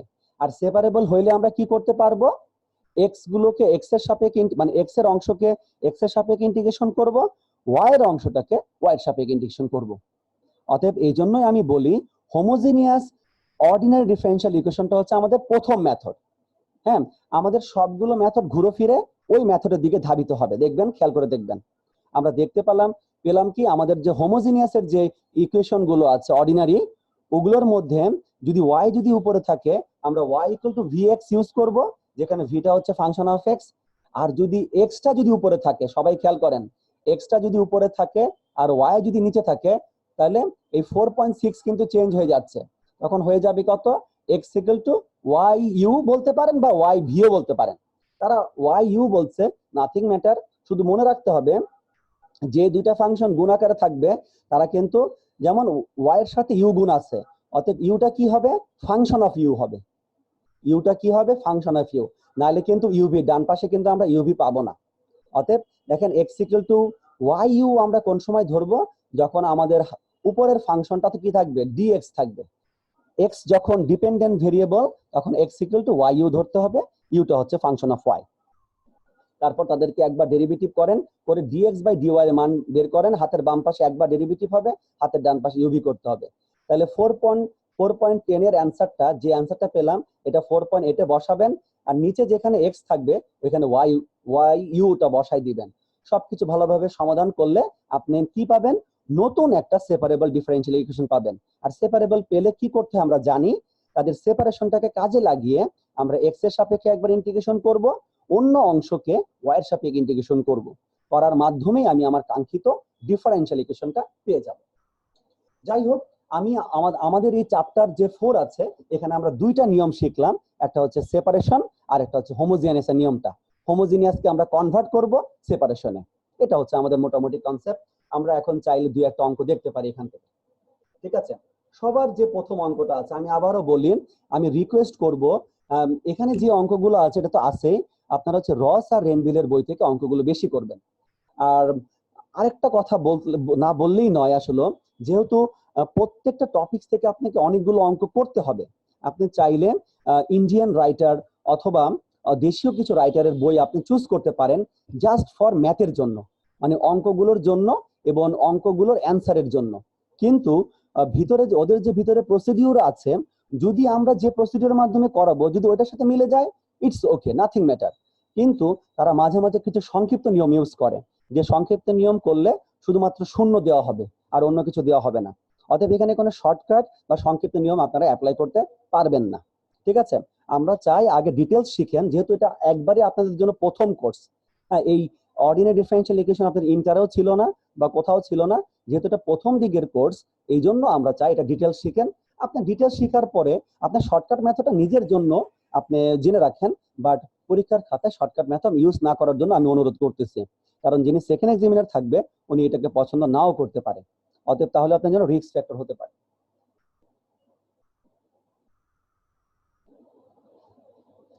আচ্ছা, যাই হোক, তাহলে আমরা এই 4.1 এর প্রথম অঙ্কটা আমি দেখতে পারি। ঠিক আছে, প্রথম অঙ্কটা দেখেন খুবই সোজা, কারণ কি এখানে এক্স গুলো এক জায়গায় আছে, ওয়াই গুলো এক জায়গায় আছে। অতএব এখানে তারা কিন্তু অনেক কথা লিখছে। আমার মনে হয় না আপনাদেরকে এত কথা লেখার দরকার আছে। আপনারা যদি সরাসরি বলে দিতে পারেন, এটা যদি 4.1 এর মতো যদি ইকুয়েশন পেয়ে যান, আশা করি এই জীবন না পরের জীবনে এরকম টাইপের ইকুয়েশন আসবে না। তারপর এমনি আর কি শেখার জন্য আমরা শিখতেছি যে এক্স গুলো একই জায়গায় আছে, ওয়াই গুলো একই জায়গায় আছে। আমরা বলে দিব which is a separable ordinary differential equation, শুধুমাত্র এরকম একটা লাইন আপনারা বলবেন। বলার পরে সাথে সাথে কি বলবেন, নাও ইন্টিগ্রেটিং বোথ অফ সাইড, এরকম কথা বলতে পারেন। মানে কথাগুলোকে আপনারা আপনাদের মতো সাজান। এখানে তারা আসলে অনেক কথা লিখছে, এত কথা লেখার সময় আপনারা পাবেন না। যদি সেপারেবল হয় সেপারেবল বলবেন, which is a separable ordinary differential equation, now we integrating, just integration করে দেন। প্রথম অংশকে এক্স এর সাপেক্ষে, পরের অংশকে ওয়াই এর সাপেক্ষে, ইকুয়াল টু জিরোটা হয়ে গেছে, সি হয়ে গেছে। তাহলে দেখেন আমরা এখান থেকে প্রথম অংশ থেকে কি পাবো, এক্স স্কোয়ার বাই 2। দ্বিতীয় অংশ থেকে মাইনাস বাইরে চলে আসবে, ওয়াই 3 বাই কত 3 ইকুয়াল টু সি। ওইটাই হচ্ছে আপনার অ্যান্সার। এখানে চাইলে আপনি শেষ করে দিতে পারেন, চাইলে আর একটু সিম্পলিফিকেশন করতে পারেন। যদি সময় থাকে সিম্পলিফিকেশন করবেন, না সময় থাকলে করার দরকার নাই। এটাই হচ্ছে আমাদের কাঙ্ক্ষিত অ্যান্সার। একইভাবে দেখেন আমি যদি পরেরটাই যাই, আসলে এরকম গেলে আসলে কি সারা দিন আমরা অঙ্ক দেখতে পারবো। অঙ্ক দেখার থেকে আমি যেটা আবারও বলি, আপনারা নিজেরা ভালো কিছু অঙ্ক চুজ করবেন। প্রত্যেকটা মেথডের জন্য 10টা হোক বা 8টা হোক, আপনি ম্যাথ চুজ করে ভালো অঙ্কগুলো, এত ইজি অঙ্কগুলো চুজ করবেন না, ভালো অঙ্কগুলো চুজ করবেন রস এবং রেনবিলের বই থেকে, অথবা দেশীয় অথবা ইন্ডিয়ান রাইটারের কিছু বই থেকেও চুজ করতে পারেন আপনি চাইলে। এটা নীলক্ষেতে অ্যাভেলেবেল বই আছে, আসলে একটু কষ্ট করে এগুলো দেখতে হবে, কিছু করার নাই। যাই হোক, তাহলে দেখেন একইভাবে তাহলে আমরা যদি দ্বিতীয় অঙ্কটা দেখি, y prime equal to y square x cube. আপনার প্রথম উদ্দেশ্য হচ্ছে কি এটাকে সেপারেশন করা।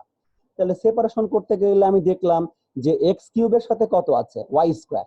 আবার ওয়াই প্রাইম মানে জানি কি, D Y by dx. Y প্রাইমের সাধারণ সেন্স হচ্ছে কি ডি ওয়াই বাই ডিএক্স। অতএব এটাও কিন্তু খুব সহজভাবে সেপারেশন করা যাচ্ছে।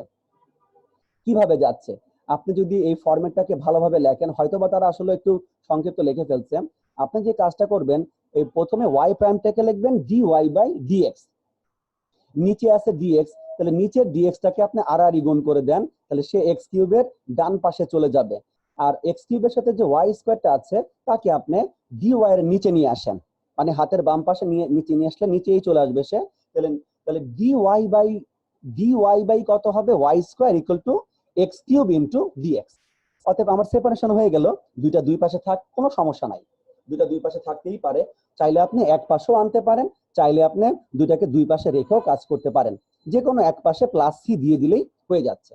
দেখেন আমি যেটা কথা বলতে চাচ্ছিলাম সেটা এরকম টাইপের কিছু একটা তারা একসাথে নিয়ে আসছে, আপনি দুইটাকে দুই জায়গায় রাখতে পারেন, কোনো সমস্যা নেই। এরপরের কাজটা শুধুমাত্র ইন্টিগ্রেশন, সেপারেশন শেষ মানে ইন্টিগ্রেশন। এই অঙ্কগুলো যারা খুব মনোযোগ সহকারে বুঝতেছেন, আশা করি তাদের তাদের জন্য কোনো সমস্যা হবে না। আর যারা আজকে ক্লাস করতে পারেননি, তারা আশা করি ভিডিওটা দেখে নেবেন, তাদের জন্য এগুলো সহজ আকারে থাকবে ইনশাল্লাহ। যাই হোক, তারপরের অঙ্কটাও পারার কথা। আচ্ছা যাই হোক, সেপারেশন নিয়ে আর কারো কোনো প্রশ্ন থাকলে হাত তুলতে পারেন। সেপারেশন নিয়ে কারো যদি কোনো প্রশ্ন থাকে তারা হাত তুলতে পারেন, অথবা আমি এতক্ষণ পর্যন্ত যতটুকু পড়িয়েছি, কারো যদি কোনো প্রশ্ন থাকে হাত তুলতে পারেন, কোনো সমস্যা নেই। সেপারেশন নিয়ে যদি কারো কোনো প্রশ্ন থাকে হাত তুলতে পারেন। আচ্ছা, আমি ধরে নিলাম কারো কোনো প্রশ্ন নাই, ঠিক আছে। যেহেতু কেউ হাত তুলছেন না, অতএব আমি বলে দিতেই পারি যে আচ্ছা, আজকে যারা যারা অংশগ্রহণ করেছেন তারা হচ্ছে আপনাদের রোল নাম্বার গুলো সুন্দরভাবে জুম চ্যাট বক্সে ইনবক্স করে দেন। আজকে যারা যারা অংশগ্রহণ করেছেন তারা হচ্ছে কি করবেন, আপনাদের জুম যে চ্যাট বক্সটা আছে ওখানে আপনি আপনার রোল নাম্বারটা ইনবক্স করে দেন প্লিজ।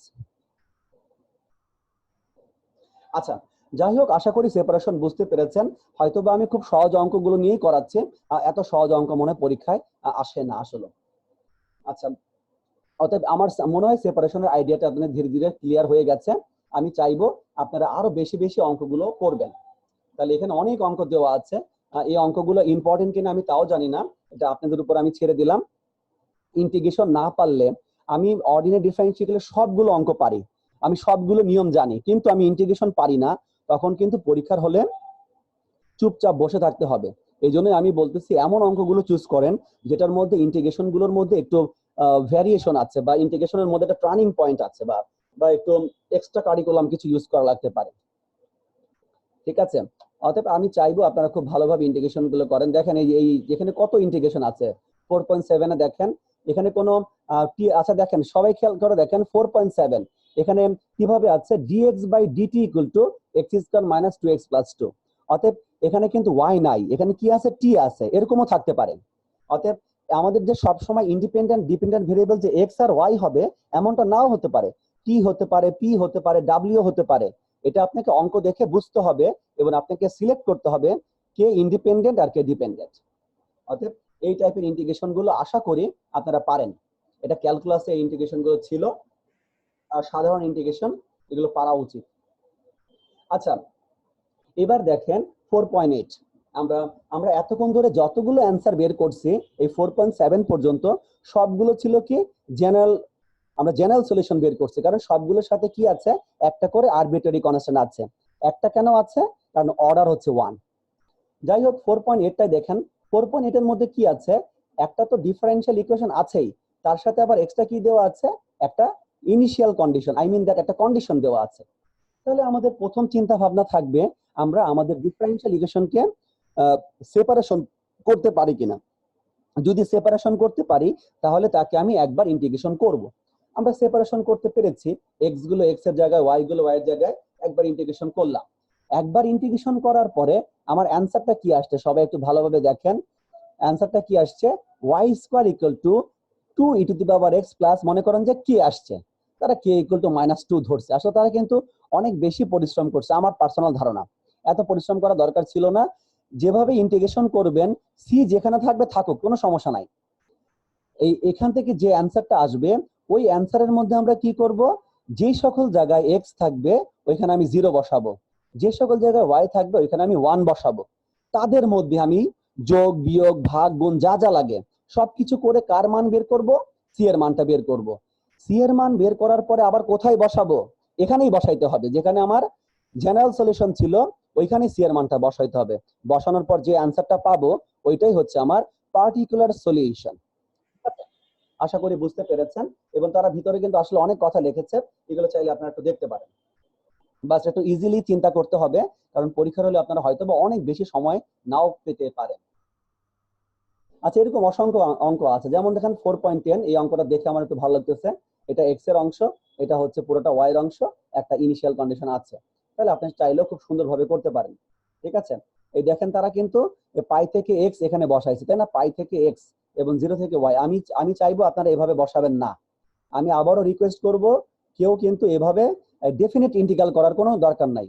আপনাদের উচিত হবে এটাকে যদি সেপারেশন করতে পারেন, যদি সেপারেশন করতে পারেন সেপারেশন করবেন, আর যদি যদি সেপারেশন করতে পারেন সেপারেশন করবেন, অথবা সেপারেশন করার পরে ইন্টিগ্রেশন করবেন, করার পরে তারপরে সি এর মানটা মানে ইনিশিয়াল কন্ডিশনটা ইউজ করবেন।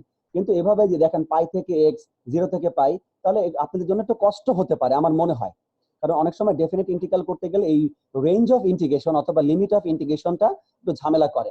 এর থেকে ভালো আমরা ইনডিফিনিট ইন্টিগ্রাল করব, সি থাকলে থাক, কারণ ডিফারেনশিয়াল ইকুয়েশন অর্ডার যেহেতু 1, সি একটা থাকবেই, লাস্টে এসে আমরা আসলে মানটা বসাবো, তাহলে আসলে একটু কম কষ্ট হবে আপনাদের, আমার যেটা ধারণা। কেউ যদি এভাবে করেন আমার কোনো সমস্যা নাই। হ্যাঁ, পাই থেকে এক্স, 0 থেকে এক্স, এই পাই থেকে এক্স মানে কি, এক্স নট এর মানটা হচ্ছে পাই। এটাও এই ফরম্যাটটাও কিন্তু আমাদের এই বইতে দেওয়া ছিল, এক্স নট থেকে এক্স আর এক্স আর ওয়াই নট থেকে ওয়াই ছিল, তাহলে এক্স নট এর মান হচ্ছে পাই, ওয়াই নট এর মান হচ্ছে 0। চাইলে এভাবেও করতে পারেন, বাট আমি চাইবো মানে গ্যাঞ্জাম কমানোর জন্য সবার লাস্টে এসে শুধু মানটা বসান এক লাইনের মধ্যে, সি এর মানটা বের করেন, সি এর মানটা জেনারেল সমীকরণে বসাই দিলে আপনি পার্টিকুলার অ্যান্সার পেয়ে যাচ্ছেন। আচ্ছা, এবার আমরা তো অনেকক্ষণ ধরে আসলে সেপারেশন দেখলাম, এবার আমরা কি দেখবো, একটা হোমোজিনিয়াস ডিফারেনশিয়াল ইকুয়েশন একটা অঙ্ক দেখি, তাই না? হোমোজিনিয়াস কে তো সেপারেবলের সাথে সম্পর্ক আছে, এই জন্য তাদেরকে আসলে এক চ্যাপ্টারে রাখা হয়েছে। আচ্ছা, তাহলে আমি দেখি কি কি আছে। y prime equal to y plus x by x, তাহলে এটার ফরম্যাটটা কি আকারে আছে? যদি আমি ফরম্যাটের কথা যদি আপনাকে এক্সপ্লেন করি, y prime equal to F of x comma y আকারে আছে। আর আমরা জানি হোমোজেনিয়াসের অঙ্ক যদি আসে আমরা কিন্তু এমনিও বুঝতে পারবো, y এর পাওয়ার 1 প্লাস x এর পাওয়ার 1, নিচে x এর পাওয়ার হচ্ছে 1, অতএব কাটাকাটি করলেও কিন্তু এটা ডিগ্রিটা কিন্তু 0 হচ্ছে, অতএব কোন একটা সমাধানে তারা আসতেছে। আসলে মাঝে মাঝে অঙ্ক দেখেও বোঝা যায়, বাট আমি রিকোয়েস্ট করব হোমোজেনিয়াসের অঙ্ক যদি আপনি বুঝতে পারেন এটা হোমোজেনিয়াস, আপনাকে অবশ্যই হোমোজেনিয়াস টেস্ট করাইতে হবে। হোমোজেনিয়াস টেস্ট করার কিন্তু দুইটা নিয়ম শিখিয়েছি আজকে, অবশ্যই যদি কেউ যদি নিয়মগুলো যদি ফলো না করেন তাহলে ভিডিওটা আরেকবার দেখে নেবেন, আশা করি ওইখান থেকে আপনি বুঝে যেতে পারবেন যে কিভাবে হোমোজেনিয়াস টেস্ট করানো যায়। প্রথমত আমরা হোমোজেনিয়াস টেস্টটা মনে করেন যে করলাম, হ্যাঁ, তারা হয়তো বা অন্য জায়গায় করেছে সে কথাটা তারা এখানে বলেছে। হোমোজেনিয়াস টেস্ট করার পরে আমার কাজ কি, যেহেতু আমি বুঝে গেছি এটা হোমোজেনিয়াস ডিফারেনশিয়াল ইকুয়েশন, তখন আমার কাজ কি দেখেন, y প্রাইম মানে কি, dy বাই dx। তাহলে ওয়াইটা আছে উপরে, তাহলে আমি কি ধরবো, আমি কি প্রতিস্থাপন করব, এখানে একটা প্রতিস্থাপন করতে হয়, y এর পরিবর্তে কি ধরতে হবে, v ইন্টু এক্স, যেখানে ভিটা হচ্ছে ফাংশন অফ এক্স আর এক্স নিজেই তার ফাংশন। অতএব তাহলে দেখেন, তাহলে আমি যদি y ইকুয়াল টু vx ধরি, তাহলে ওয়াইটাকে কি করতে হবে, এক্স এর সাপেক্ষে দুই পাশে একবার ডেরিভেটিভ করতে হবে। ডেরিভেটিভ করলে কি আসবে, হাতের বাম পাশে আসবে, মানে আমি যদি y equal to vx K derivative করি, হাতের বাম পাশে আসবে dy বাই dx, হাতের ডান পাশে কত আসবে, v plus x into dv by dx.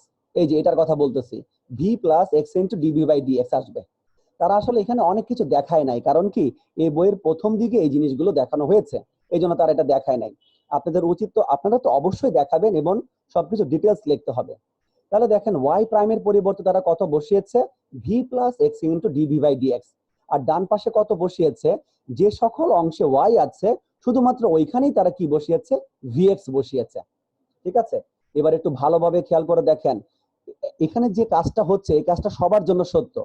হাতের ডান পাশে যখন আপনি y এর মানটা বসালেন, তাহলে উপর থেকে আপনি x কমন নেন, নিচ থেকে x কমন নেন।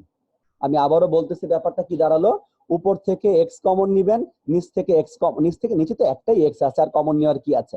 তাহলে এই x আর x কাটা, তাহলে হাতের ডান পাশে কত থাকবে, v প্লাস 1। তারা আসলে এখানে অনেক কিছু তারা দেখায়নি, সংক্ষিপ্ত আকারে তারা করেছে, এটা স্বাভাবিক, বইগুলো সংক্ষিপ্ত আকারে করে, কারণ আমরা যখন হাতে কলমে এটা খাতায় করব আমরাও ইনশাল্লাহ বুঝে যেতে পারবো। যাই হোক, তাহলে হচ্ছে এক্সটা আমরা কমন নিলাম, v প্লাস 1 বাই কত, 1 তো লেখা লাগবে না, এক্স দুইটা কাটা যাচ্ছে, ডান পাশে থাকবে v প্লাস 1। তাহলে এই ডান পাশের v কাটা, বাম পাশের v কাটা, শুধুমাত্র কত থাকবে, x into dv by dx equal to 1। তাহলে আমরা কিন্তু এটাকে খুব সহজভাবে সেপারেশন করে ফেলতে পারি, তাই না? আমরা এক্স গুলোকে এক পাশে নিয়ে যাব আর ভি গুলো এক পাশে থাকবে।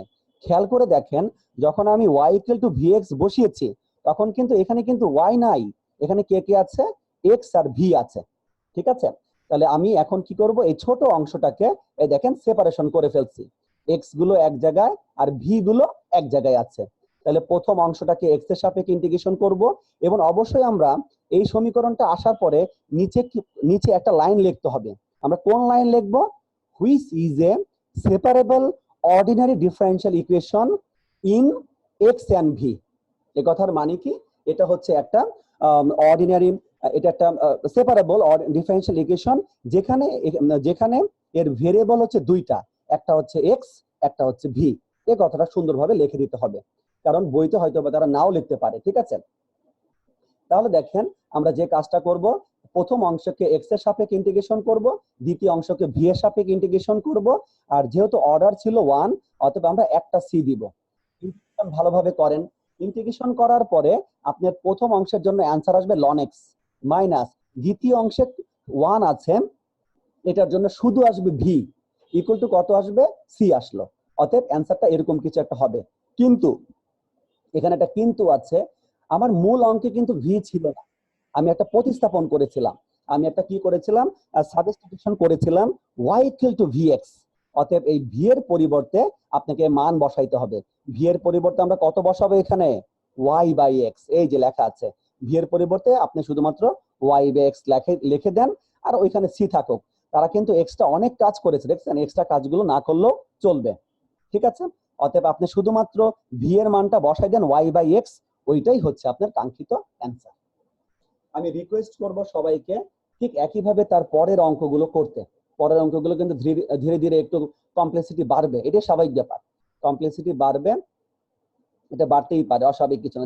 যেমন ধরেন আমি যদি শুধু ইন্টিগ্রেশনের এই অংশটার কথা বলি, তাহলে এটা তো ln x হচ্ছে, এটা কি হচ্ছে, এটা এখানে কি আছে, V to the power 4 plus 1 উপরে ভি টু দি পাওয়ার 3।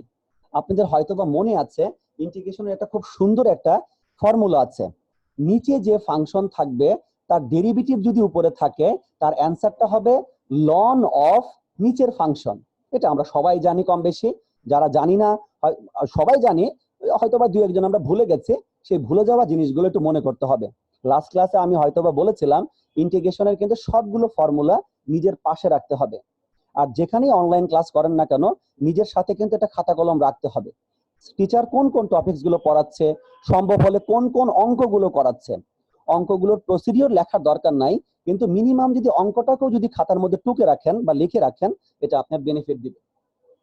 যাই হোক, যেটা বলতে চাচ্ছিলাম, প্রথম 1/x মানে হচ্ছে ln x, নাথিং ম্যাটার, এটা নিয়ে কোনো প্রবলেম নাই।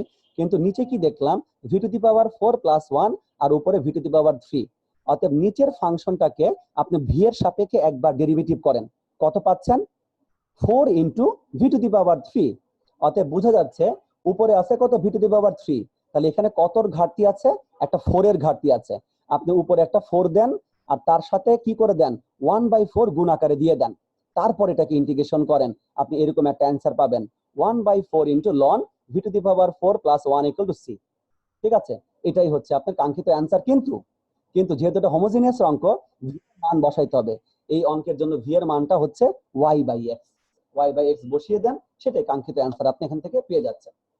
আমি আশা করি হোমোজিনিয়াসের অঙ্কগুলোর মধ্যে আর কোনো সমস্যা থাকার কথা না, শুধুমাত্র ইন্টিগ্রেশনের প্রবলেম। হোমোজিনিয়াসের অঙ্কগুলোকে আপনি যদি প্রপারলি বুঝতে পারেন, দেখেন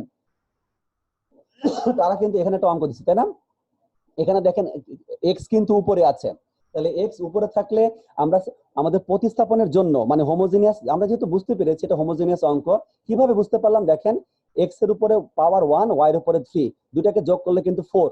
আবার দেখেন এই অংশে কত, y টু দি পাওয়ার 4, এই অংশে কত, x টু দি পাওয়ার 4। অতএব এখানে যতগুলো অংশ আছে সবগুলো অংশে কিন্তু x আর y এর পাওয়ার যোগ করলে অ্যান্সার একই আসতেছে। অতএব এটা মাস্ট বি হোমোজিনিয়াস হবেই, ঠিক আছে। তারপরেও আমরা হোমোজিনিয়াস টেস্ট আমরা করব। আচ্ছা, কিন্তু খেয়াল করার বিষয় হচ্ছে উপরে আছে x, নিচে আছে কত, y। অতএব x টা হচ্ছে এখানে ডিপেন্ডেন্ট ভেরিয়েবল, y টা হচ্ছে ইন্ডিপেন্ডেন্ট ভেরিয়েবল। অতএব হয়তোবা আপনাকে চালাকি করে কি ধরতে হবে, x equal two yu, x equal two yu ধরতে হবে আমাদের নিয়ম অনুসারে, যেখানে u টা হচ্ছে ফাংশন অফ y। সেই কাজটাও তারা একটা অঙ্ক করে দিয়েছে, আশা করি আপনারা এই অঙ্কগুলো দেখবেন। অতএব আজকে আমরা হোমোজিনিয়াস মানে সেপারেবল এবং হোমোজিনিয়াস আমরা কমপ্লিট করতে পারলাম। এই পর্যন্ত যদি কারো কোনো প্রশ্ন থাকে আমাকে অবশ্যই প্রশ্ন করতে পারেন, তার জন্য আপনাকে হাত তুলতে হবে।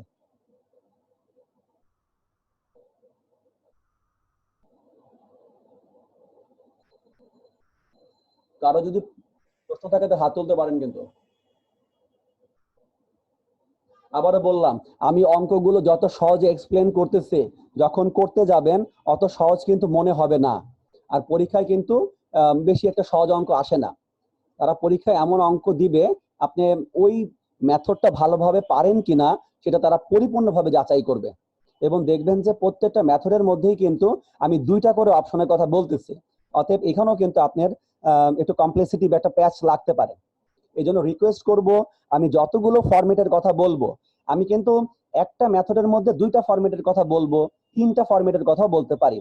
অতএব এই অনুসিদ্ধান্তগুলো, এই করলারি গুলো কিন্তু স্পষ্টভাবে বুঝতে হবে, কারণ তারা কিন্তু চাইবেই, এটা হয়তো আপনারাও বুঝেন, একটা ইয়ার ফাইনালের কোশ্চেন করতে গেলে এমন স্ট্যান্ডার্ড ওয়েতে করতে হয় যেন আমার স্টুডেন্ট যে মেথডটা সে অ্যান্সার করতেছে বা যে প্রসিডিউর সে অ্যাপ্লাই করতেছে সে সেটা স্পষ্টভাবে বুঝে জানে, তার এক্সটেনশন গুলো সে বুঝে, এই জিনিসগুলো কিন্তু এক্সামে কিন্তু এক্সামিন করা হয়। যাই হোক, হাত তুলেছে অমিতাভ, বলো। অমিতাভ বলো। স্যার, হোমোজিনিয়াস টেস্ট কি সবসময় করতে হবে, আর হোমোজিনিয়াস না হলে কি করতে হবে? আচ্ছা, অমিতাভ একটা ভালো প্রশ্ন করেছে। হোমোজিনিয়াস টেস্টটা তোমাকে অবশ্যই করতে হবে, তোমার সময় থাকুক বা না থাকুক এটা করতেই হবে। এটা করতে তোমার আসলে বেশি সময় লাগবে না আশা করি। আর হোমোজিনিয়াস না হলে কি করব? হোমোজিনিয়াস না হলে আমি আবারও বলি, আমি যেভাবে পড়াচ্ছি সেটা কিন্তু সিকুয়েন্সিয়াল স্টাইলে পড়াচ্ছি। আমাদের প্রথম টার্গেট থাকবে আমার অর্ডিনারি ডিফারেন্সিয়াল ইকুয়েশনকে আমি সেপারেশন করতে পারি কিনা, মানে তাকে সেপারেবল বানাতে পারি কিনা। পারলে তো ভালো, ইন্টিগ্রেশন করে দিলাম, 2-3 লাইনে আমার অ্যান্সার চলে আসবে। যদি আমি সেপারেশন না পারি, পরে আমি খেয়াল করব এটা হোমোজিনিয়াস কিনা। যদি হোমোজিনিয়াস হয়, তাহলে হোমোজিনিয়াসের আবার দুইটা নিয়ম আছে। একটা হচ্ছে y ইকুয়াল টু vx, আর একটা হচ্ছে x equal to U I. X equal to U I, যেখানে ভিটা ছিল ফাংশন অফ এক্স আর ইউটা ছিল ফাংশন অফ ওয়াই ছিল। দুটা মেথড আছে, যেটা অ্যাপ্লাই করে আমি অ্যাপ্লাই করার চেষ্টা করব। যদি হোমোজিনিয়াস না হয়, তাহলে আমরা অবশ্যই আমাদের পরের মেথডগুলো ইউজ করব, পরের মেথডগুলো আমরা অবশ্যই শিখব। তখন আমি আবারও বলি, এটা সিকুয়েন্সিয়াল আসলে, বুঝছো?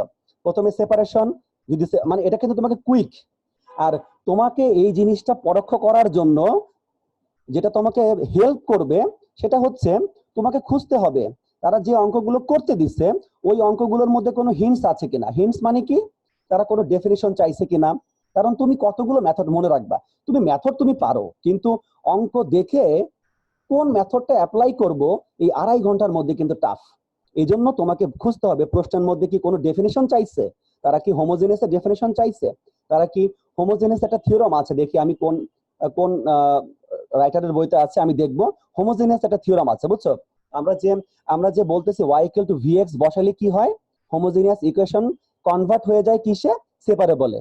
এটা একটা থিওরাম আছে, এটা মনে রসের বইতে বা রেনভিলের বইতে আছে, যেখানে আছে এটা তোমাদেরকে পড়তে হবে, এটা পরীক্ষায় প্রায় আসে। মনে করো যে ওই থিওরামটা পরীক্ষায় আসলো এবং তারপর বললো যে এই অঙ্কটাকে সলভ করো, কিন্তু কোন ভাবে সলভ করো তারা সেটা বললো না। এখন তোমাকে বুঝে নিতে হবে এটা হচ্ছে হোমোজেনিয়াসের অঙ্ক।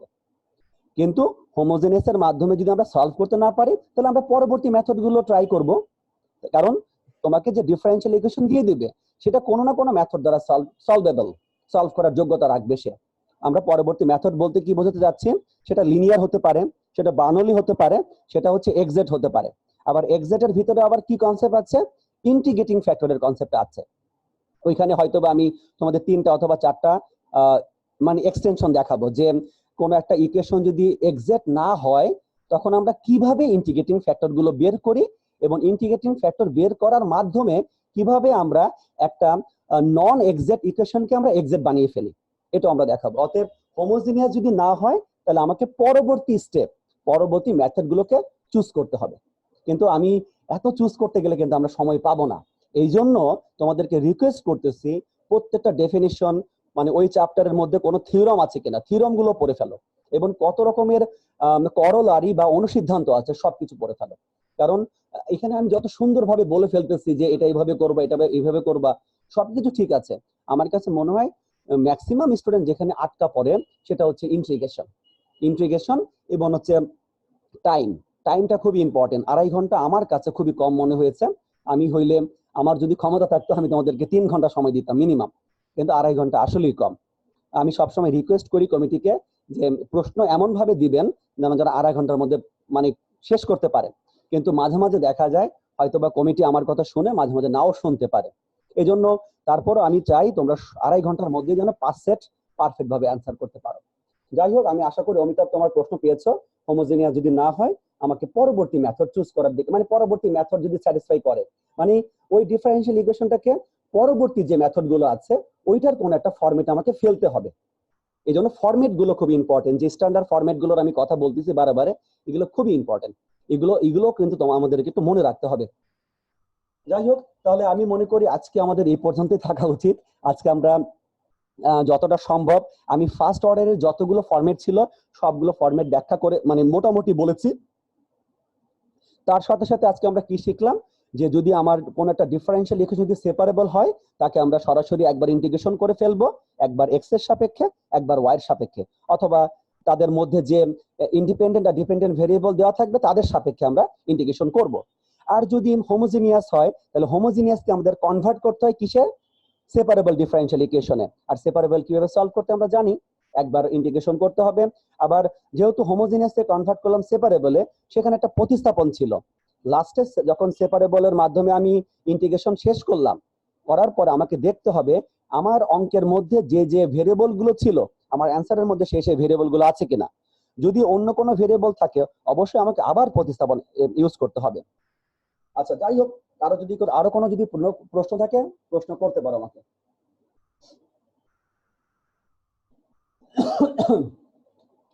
আমি যেটা দেখতে চাচ্ছিলাম সেটা হচ্ছে আমাদের হোমোজেনিয়াস ইকুয়েশনের যে থিওরামটা আছে, দেখি ওই থিওরামটা এখানে পাই কিনা। তাহলে ওটা এখন একটু পড়াই দিই। তাহলে আমাদের কিন্তু সেপারেবল আর হোমোজেনিয়াস কিন্তু শেষ। আমি আবারও বললাম, আমি দেখা যাবে আমি কিন্তু মানে শেষ করে ফেলবো, কিন্তু আমার শেষ কিন্তু তোমাদের ফাইনাল শেষ না। তোমাদের নিজেদেরকে অনেক দায়িত্ব নিতে হবে। আমি রিকোয়েস্ট করব, তোমরা হচ্ছে রস আর এটা কিন্তু রসের বই, আমি এখন যে বইটা দেখাচ্ছি এটা রসের বই। রসের বই থেকে তোমরা অবশ্যই পড়বে। আমি একটা সেপারেবলের একটা অঙ্ক খুঁজতেছি আসলে। সেপারেবলের ওই থিওরামটা দেখে যদি পাই তোমাদেরকে এখন একটু দেখাই। এই যে পাবো, এখানে পাবো। দেখো রসের বইতে 39 নম্বর পৃষ্ঠায় সেপারেবলের কনসেপ্ট দেওয়া আছে। রসের বইতে কিন্তু তারা আগে এক্সাক্ট ডিফারেন্সিয়াল ইকুয়েশন দিয়ে শুরু করেছে, বাট আমি পার্সোনালি মনে করি আমি যেভাবে পড়াচ্ছি ওটা হচ্ছে কিন্তু সিকোয়েন্সিয়াল পড়াচ্ছি।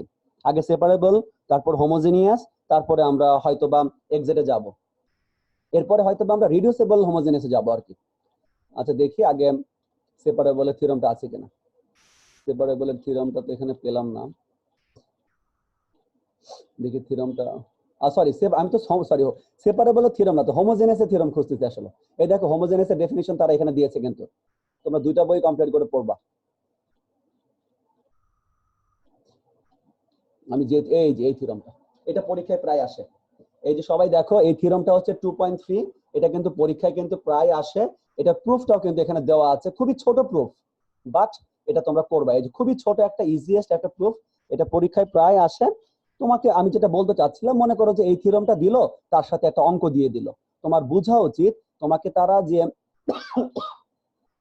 সরি এই একটা অঙ্কের পাশে যে এই একটা থিওরামের পাশে যে অঙ্কটা দিল, তোমাকে বুঝতে হবে যে ওই অঙ্কটা এই থিওরামের মাধ্যমে করলেই তোমার জন্য মঙ্গলজনক। হ্যাঁ, তুমি অন্য কোনো মেথড ইউজ করতে পারো, যদি তারা তোমাকে জোর না করে। জোর না করে মানে কি, তারা যদি বলে যে হেন্স সলভ দিস, হেন্স মানেই হচ্ছে তোমাকে পূর্বের যে মেথডটা আলোচনা করা আছে, বা পূর্বের যে প্রসিডিউর আছে, বা পূর্বের যে ডেফিনিশনটা আছে, তার মাধ্যমে সলভ করতে হবে, এটা কিন্তু মাস্ট। বাট তারা যদি বলে যে এই থিওরামটা দিল এবং বলল সলভ, শুধু সলভ বললো, তুমি যে কোনো মেথডে সলভ করতে পারবা, বাট রিস্ক না নিয়ে একই সেটের মধ্যে এবং একই কোশ্চেনের মধ্যে তারা যে থিওরামটা দিবে বা যে ডেফিনিশনটা দিবে, তার সাথে যে অঙ্কটা থাকবে, ওইটার মাধ্যমে করলেই তোমার জন্য বেশি মঙ্গলজনক হবে। আচ্ছা, যেটা বলতে চাচ্ছিলাম, এটাই দেখো আমাদের ওই যে 3.2 ছিল সোম সিরিজের বইয়ে, এই ইকুয়েশনটার নাম কত ছিল, 3.2 ছিল। এখানে বলতেছে তারা কত, 2.24। It's okay, fine. তাহলে এটাকে ইফ, দেখো খেয়াল করে দেখো, ইফ এই 24 যে ইকুয়েশনটা আছে, এটা কি হোমোজিনিয়াস ইকুয়েশন, মানে এটা হোমোজিনিয়াস ইকুয়েশন হয়েছে আর কি। আমরা টেস্ট করে দেখছি এই 24টা হোমোজিনিয়াস ইকুয়েশন। তখন আমরা কি কাজ করব, then the change of variable, change of variable কাকে আমরা চেঞ্জ করতে চাচ্ছি, ওয়াই কে। ওয়াই কে আমরা চেঞ্জ করে কিসে ট্রান্সফর্ম করব, ভিএক্স এ ট্রান্সফর্ম ইনটু এ। দেখো সরি, আমি যদি ওয়াই ইকুয়াল টু ভিএক্স টা যদি 24 নম্বর ইকুয়েশনে বসাই, এখানে কিন্তু মাস্ট বি তোমাকে বুঝতে হবে ভিটা হচ্ছে ফাংশন অফ এক্স। হ্যাঁ, অনেক অনেক জায়গায় এটা বলে না, y equal to V into x. আমি যদি 24 নম্বর ইকুয়েশনে বসাই, তাহলে কি ঘটনা ঘটবে, transform into a separable equation. Separable ইকুয়েশনের মধ্যে কোন কোন ভেরিয়েবল থাকবে, in the variables V and x. ঠিক আছে, তারা এই কথাটা বলতে চাচ্ছে। যাই হোক, আমরা দেখি একটু প্রমাণটা। তাহলে আমাদের প্রথম কাজ হবে, আমাদের যে 24 নম্বর ইকুয়েশনটা দেওয়া আছে, তারা কিন্তু এটাকে হোমোজিনিয়াস বলছেই। এটা তোমার হচ্ছে মানে কি বলে, এটা তোমার হিন্টস, তারা তোমাকে অলরেডি হোমোজিনিয়াস বলে দিচ্ছে। তাহলে আমরা জানি কোন একটা ডিফারেন্সিয়াল ইকুয়েশন যদি হোমোজিনিয়াস হয়, তাকে আমরা এই ফরম্যাটে লিখতে পারি। কোন format, dy by dx equal to g of y by x। কেউ চাইলে কিন্তু এটাকে ফাংশন অফ এক্স কমা ওয়াইও লিখতে পারো, কোনো সমস্যা নাই। তারা কিভাবে বলতে যাচ্ছে G of y by x. তাহলে যেহেতু এটা হোমোজিনিয়াস, আমাদের তাহলে আমরা এখন কি ধরতে পারবো, y equal to V x ধরতে পারবো। আমাদের টার্গেট কিন্তু হচ্ছে আমরা দেখাবো কোন একটা হোমোজিনিয়াস এর মধ্যে যদি আমরা y equal to V x বসাই সেটা কি হবে, সেটা সেপারেবল হয়ে যাবে, মানে ভি গুলো এক জায়গায় এক্স গুলো এক জায়গায় হয়ে যাবে। আমাদের টার্গেট কিন্তু এটা। তাহলে যেহেতু এটা হোমোজিনিয়াস আমাকে ধরতে হবে ওয়াই ইকুয়াল টু কত, ভি এক্স। তাহলে ওয়াই ইকুয়াল টু যদি ভি এক্স হয়, যেখানে এক্সটা হচ্ছে ফাংশন অফ এক্স, যেখানে সরি ভিটা হচ্ছে ফাংশন অফ এক্স, তাহলে ইউভি করলে আমি এরকম কিছু একটা পাবো আশা করি। আমি কি পাওয়া যাবে, এরকম একটা জিনিস পাওয়া যাবে, D Y by dx equal to পাচ্ছি V plus x into DB by DX. এটাকে তুমি যদি ইউভি করো আর কি, বা হাতের বাম পাশে তো একবার ডেরিভেটিভ ডিবি বাই ডিএক্স, আর হাতের ডান পাশে তোমাকে ইউভি করার মাধ্যমে এটা আসছে। এবার তুমি এই মানগুলো কোথায় বসাবা, এই সমীকরণে বসাও। হাতের বাম পাশে বসাবা ডিওয়াই বাই ডিএক্স এর মান, that is v plus x into DB by dx. আর হাতের ডান পাশে কত, g of y by x. আর ওয়াই বাই এক্স এর মান কত খেয়াল করো, এখানে কি আছে y equal to V x, তাহলে ওয়াই বাই এক্স এর মান শুধুমাত্র ভি, অতএব ডান পাশটা হয়ে যাচ্ছে জি অফ ভি। তাহলে তুমি ভি গুলোকে এক পাশে নিয়ে নাও আর এক্স গুলোকে এক পাশে নিয়ে নাও, তাহলে তুমি এই 25 এর মতো একটা ইকুয়েশন পাচ্ছ। এই দেখো, তাহলে আমরা এখন কি বলতে পারবো, হুইচ ইজ এ, দেখো এটা হচ্ছে ভি এর অংশ, এটা হচ্ছে এক্স এর অংশ।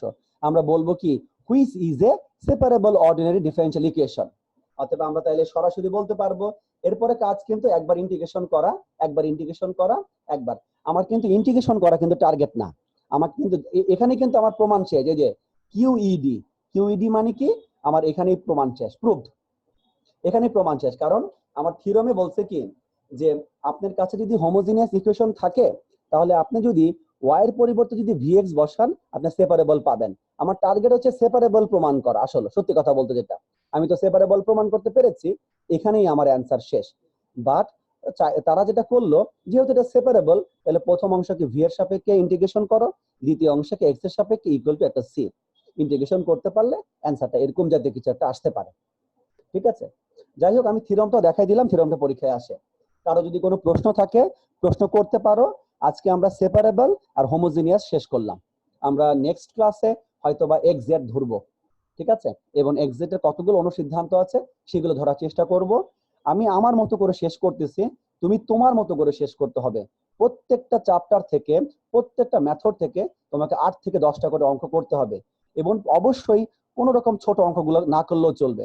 যে অঙ্কগুলো মুখোমুখি করা যায় বা দেখলেই করা যায় ওই অঙ্কগুলো তোমার লাগবে না। তুমি একটু কমপ্লেক্সিটি আছে এমন টাইপের অঙ্কগুলো চুজ করো, রস এবং রেনভিল থেকে অথবা সোম সিরিজ থেকে চুজ করো, এবং অঙ্কগুলোকে আগে ভালোভাবে একটা হ্যান্ড নোট তৈরি করে ফেলো।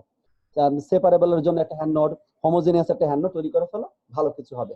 আর হোমোজেনিয়াসের জন্য অবশ্যই তুমি তাদের প্রত্যেকটা হ্যান্ড নোটের সময় তুমি কাজ করতে পারো, ডেফিনিশন গুলো তুমি হ্যান্ড নোটের প্রথমেই রাখতে পারো, তারপর তাদের যদি কোনো থিওরাম থাকে থিওরাম গুলো প্রমাণ সহকারে রাখবা, দেখবা যে, এবং তারপরে তুমি প্রত্যেকটা চ্যাপ্টারে 8টা থেকে 10টা করে অঙ্ক করে ফেলো। তুমি কোনোদিনও এই টাইপের অঙ্কগুলো ভুলবা না, ঠিক আছে। যাই হোক আলহামদুলিল্লাহ যতটুকু পারছি আমি পড়ানোর চেষ্টা করছি। তোমাদের যদি কোনো প্রশ্ন থাকে প্রশ্ন করতে পারো। যারা যারা আজকে অংশগ্রহণ করছো তারা তোমাদের আইডি মানে I mean that roll number গুলো জুম চ্যাট বক্সে ইনবক্স করে দাও। আর কারো যদি কোনো প্রশ্ন থাকে প্লিজ প্রশ্ন করো, কোনো সমস্যা নাই, আমি যতটুকু জানি অতটুকুই তোমাদেরকে জানাবো আসলে। কিন্তু রিকোয়েস্ট থাকবে প্রচুর অঙ্ক করতে হবে। এই সাবজেক্টটা আসলে এরকম, এই সাবজেক্টে তুমি চাইলে 100 পেতে পারো, চাইলে তুমি একদম 0 পেতে পারো। কারণ ইন্টিগ্রেশন যদি না হয়, তুমি যদি ওই শুধু হোমোজিনিয়াস প্রমাণ করতে পারলা কিন্তু হোমোজিনিয়াসের মাঝখানে এসে তুমি ইন্টিগ্রেশন করতে পারলা না, তো খুব ঝামেলা হবে। ইন্টিগ্রেশন করার জন্য আমি এখনো তোমাদেরকে রিকোয়েস্ট করব, ফার্স্ট ইয়ারে যে ক্যালকুলাস ছিল, ক্যালকুলাসের যে ইন্টিগ্রেশনের যে বইগুলো ছিল সেই বইগুলো তুমি আধা ঘন্টা থেকে 1 ঘন্টার জন্য হইলেও দেখো।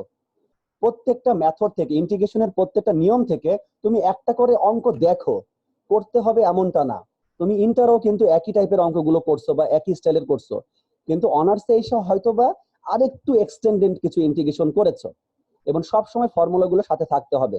সবাই ফর্মুলাগুলো প্রিন্ট কপিটা নিজের যে তোমার যে ডিফারেন্সিয়াল ইকুয়েশনের যে খাতাটা আছে লেকচার শিট, তার সাথে সবসময় তার ভিতরে সবসময় রেখে দিবা, ঠিক আছে, এবং হ্যান্ড নোটের কাছেও রেখে দিতে পারো চাইলে।